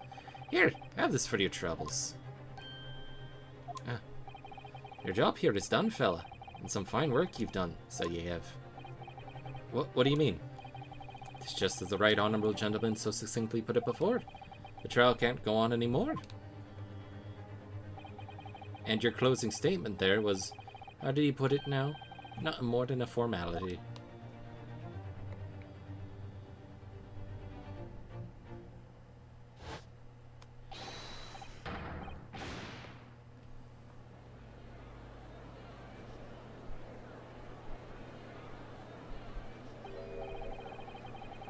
I really don't know what to make of all of this. Is the evidence we've seen genuine, or was it fake? His lordship would be fuming. Any unsightly rubbish should be disposed of promptly, as I said. Stinking rich are always guilty of something. You marked my words. I feel terribly ashamed that I ever doubted that lovely man who gave us the lovely park. Now the proceedings have unfolded in this way, I'm compelled to declare a premature end to this trial. Furthermore, the court must accept the defendant's plea.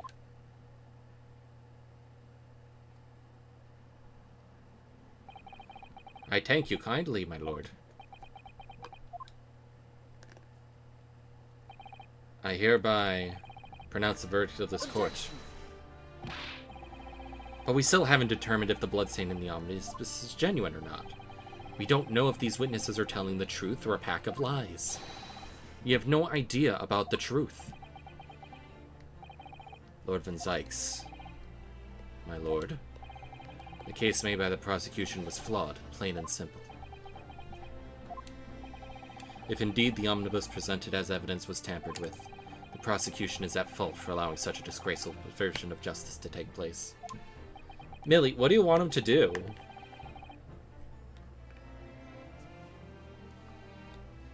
Objection. But wait. When we were evacuated from the courtroom, Lord Van Zykes ordered the evidence be secured. I'm afraid the prosecution can't shun responsibility in this matter. That's so unfair! Culpability of the defendant has not in time been established by court. Subsequently, the jury will not be required to proffer judgment.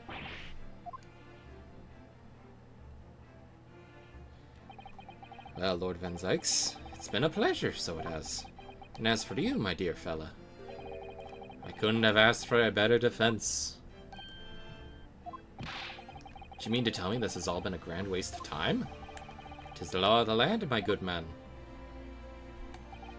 If you'd like to pursue this matter further, you can always go ahead and try and change the law. Magnus McGilded. Good grief, you've more to say to me, have you? Just one thing. A warning. This is far from over.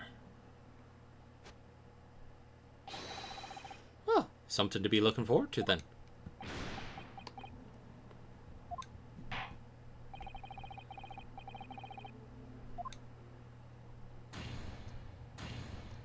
Ooh.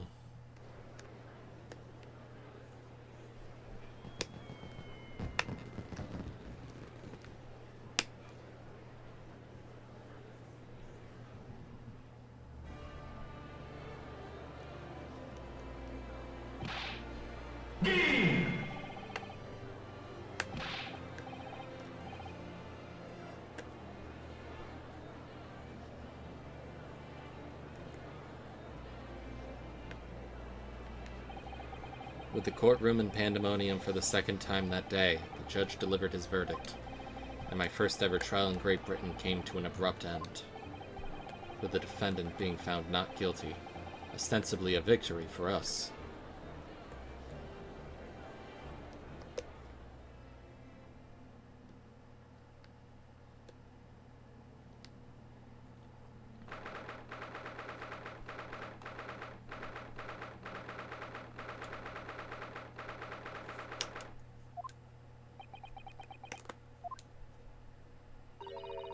Certainly was a long trial. Ah, yes, it was. First ever trial on foreign soil, and your first victory. It was a wonderful performance. My heartfelt congratulations. And to you, Mr. Sato. Thank you for your assistance. I suppose we should be happy. Trouble is, we're still completely in the dark about what actually happened. Well, we didn't have enough time. But isn't it wrong? I mean, who was actually responsible for Mr. Mason's death? We don't even know that. The sole aim of the defense is to obtain a verdict that exonerates the defendant. You carried out your duty to perfection. Aye, that you did. Mr. McGill did. Ah, and that girl's with him too. Well, it seems the stories are true. Oh, what stories? About the 6 enormous fireworks they'd be letting off when there's a verdict of not guilty. I'm sure you must have seen them now. Spectacular, wouldn't you say? Yeah, definitely. I heard it was a sight to behold, and to be sure, it was. And I've you to thank, I suppose, for having an opportunity to see it.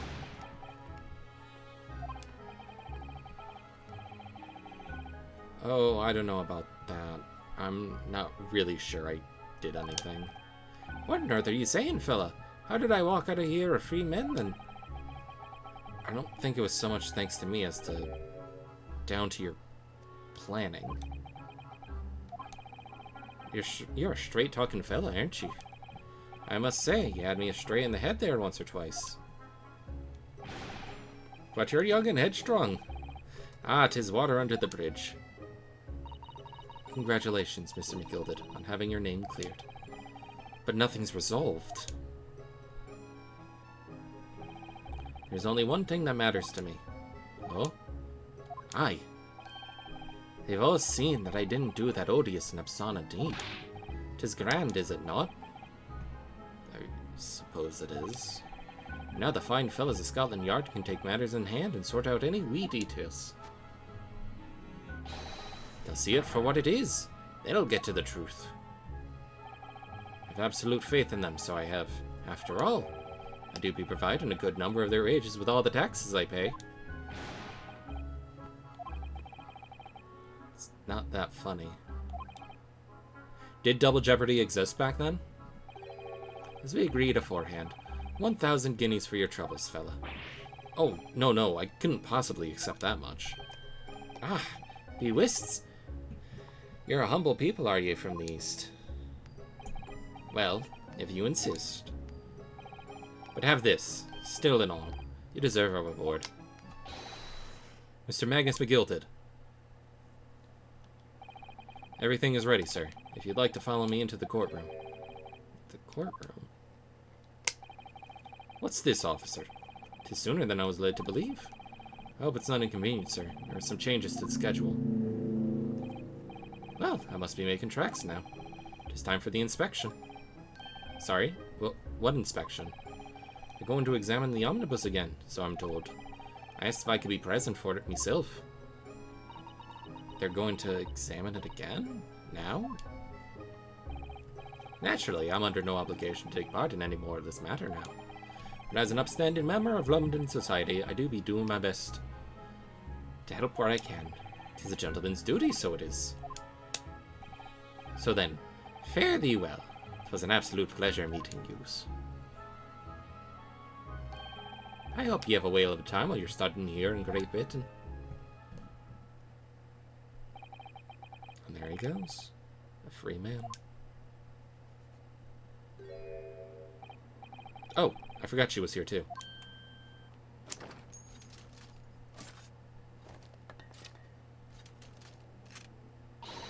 Don't move. Whereas I want to say, get a move on.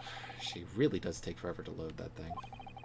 Miss Lestrade, would you mind putting that thing down? You're a grown-up. Sorry? And I ate all grown-ups. There you are. Child detected. Naughty, naughty, running off like that. Is this some kind of picnic? Who's this little girl now? And I'm taking that with you as well. I was looking forward to the trial run of my experimental smoke grenade launcher. Huh. Oh, do you want to play? You won't beat me. Excuse me. Who are you? Oh, good day to you. I'm, well, the inventor, I suppose, of that machine. The inventor? Well, normal smoke grenades are so dull, don't you agree? White, white, and more white. It's like the American legal system. If you have to be shrouded in smoke, I thought it could at least be a pretty color, I thought to myself. Do we have to be shrouded in smoke, though? At all? I just took my eyes off it for a moment whilst I was changing into a different omnibus, and she pinched it. Luckily, I fitted it with a telegraphic beacon. A what's it what? Anyway, you're coming with me now, back to my laboratory. What? What for? To apologize, of course, silly. To my technician. What? You mean, say sorry? You must say sorry when you've done something wrong. Surely an adult has told you that before. An adult? I don't listen to no adults. Come along then. Follow me. Fine, have it your way. Oh, good. See, I knew you'd want to do the right thing in the end. I'm fairly sure what she wants is not get shot by that massive gun of yours.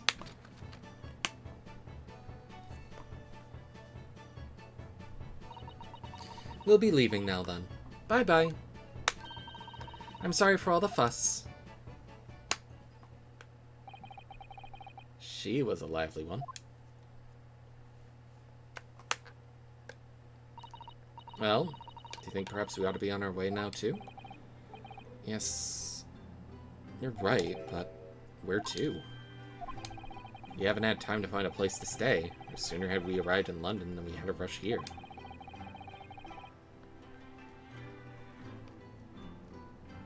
All our traveling cases are still with the bailiff. I was originally planning to spend today in search of lodgings, but at this late hour in the day, I'm afraid we may be out of luck. Don't worry, though. I have a plan. If worst comes to worst, I've heard of a lovely park where we could spend the night. Please tell me you're not thinking of McGilded Park. I know it may be a little chilly at this time of year, but our youthfulness will see us through. I'm not so sure about that. I think a midwinter London might freeze a young person solid as easily as an elderly person. Oh, dear, that doesn't sound agreeable.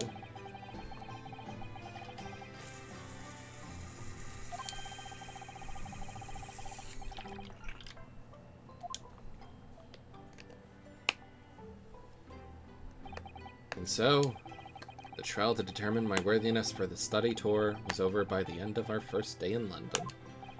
However, as we were soon to learn, there were more trying times ahead, just as the Reaper of the Bailey had warned. The case was far from over.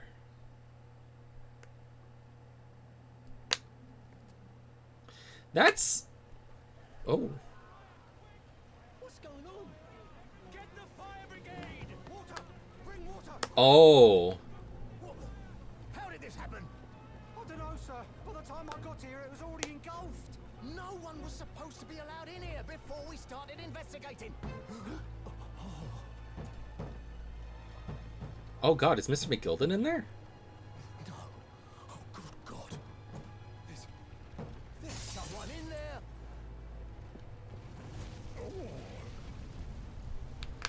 Is that the King of Hyrule? This can't be.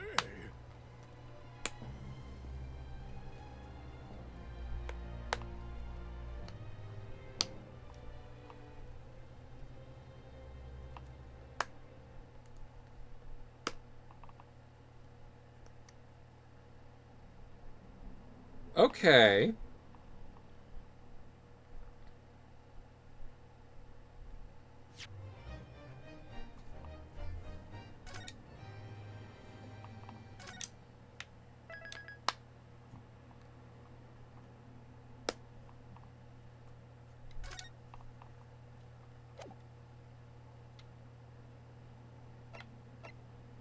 We're almost towards the... Jesus Christ.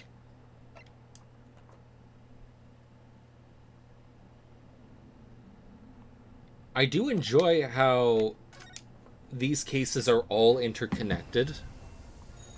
Like, they very seamlessly lead one into the other. Whereas, like, in the original series, it was just sort of things happening. Dual Destinies kind of did that, where, you know, a lot of the cases were linking together.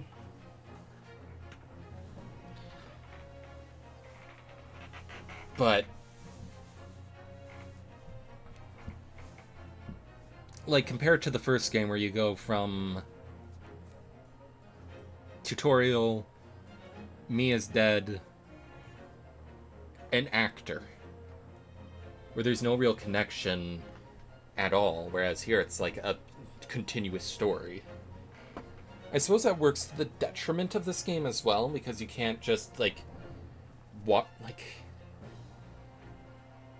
Whereas the other cases were kind of episodic, where it's like Monster of the Week almost, where, you know, it's a new thing each time, and by watching the previous episodes you can pick up on more things. Yeah.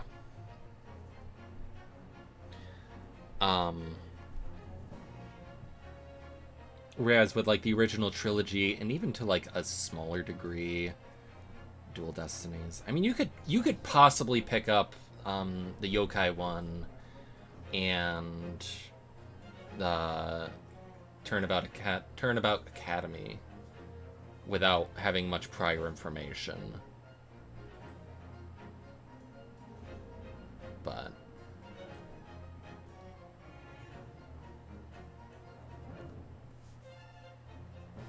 Aquarium probably too, yeah.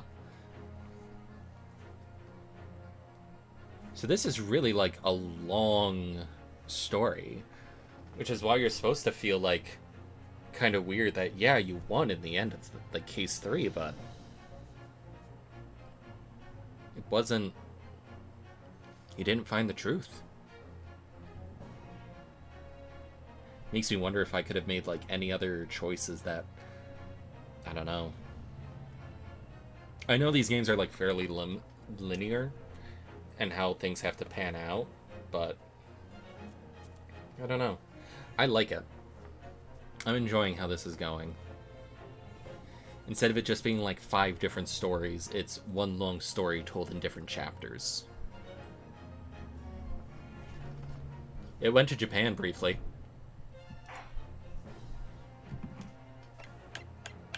And we got to meet Iris. Who, you know. Look at her. Oh. Hold on. I got an achievement. I got another achievement. Having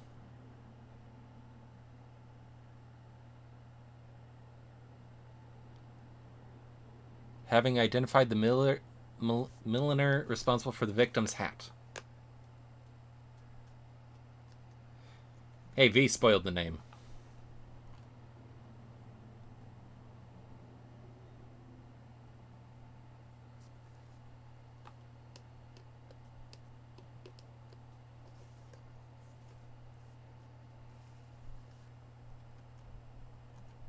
The milliner. Milliner? Milliner?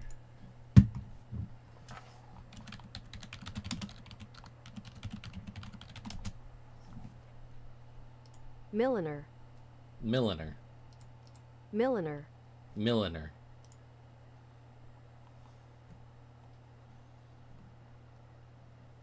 Watch out, Swan's gonna hip check the chat box. Womp.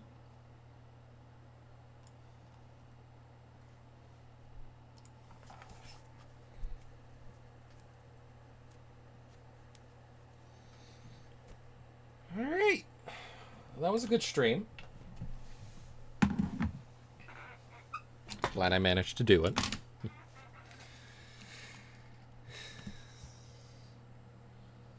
Let's see. God, I think I'm doing one case a month at this point. Hold on. First case was in May. Second case was in June. Yeah. Hopefully we can get through this a bit faster.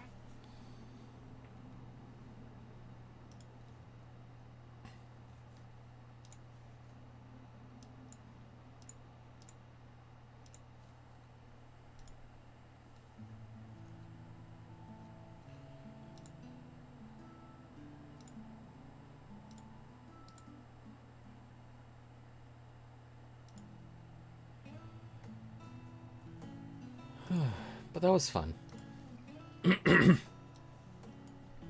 My throat is probably going to be fucked tomorrow. But oh well. I hope everyone has a nice night.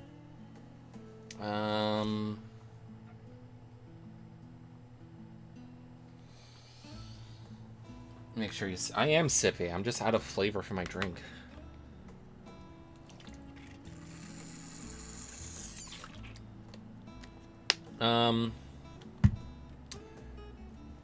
I guess we'll raid Nile. She's playing Final Fantasy 14, and I think she might be doing story stuff, but I don't know. I think she at least deserves to have some love given.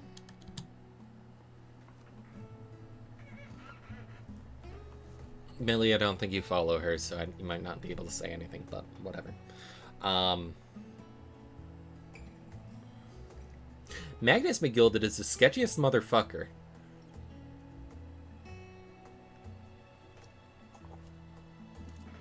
Yeah. And I do enjoy that we're gonna have like consistent characters between the cases. I doubt we're gonna see Gina again, but I think Iris is gonna kill Gina. But I hope everyone has a nice night. Remember to take your medicine, stay hydrated, stay cool, and get to bed at a good time. Love you all, and I will see you next stream. Next stream won't be Monday because I have D&D then. We'll see you about next Thursday. See you then. Night, everyone. Love you. Mwah.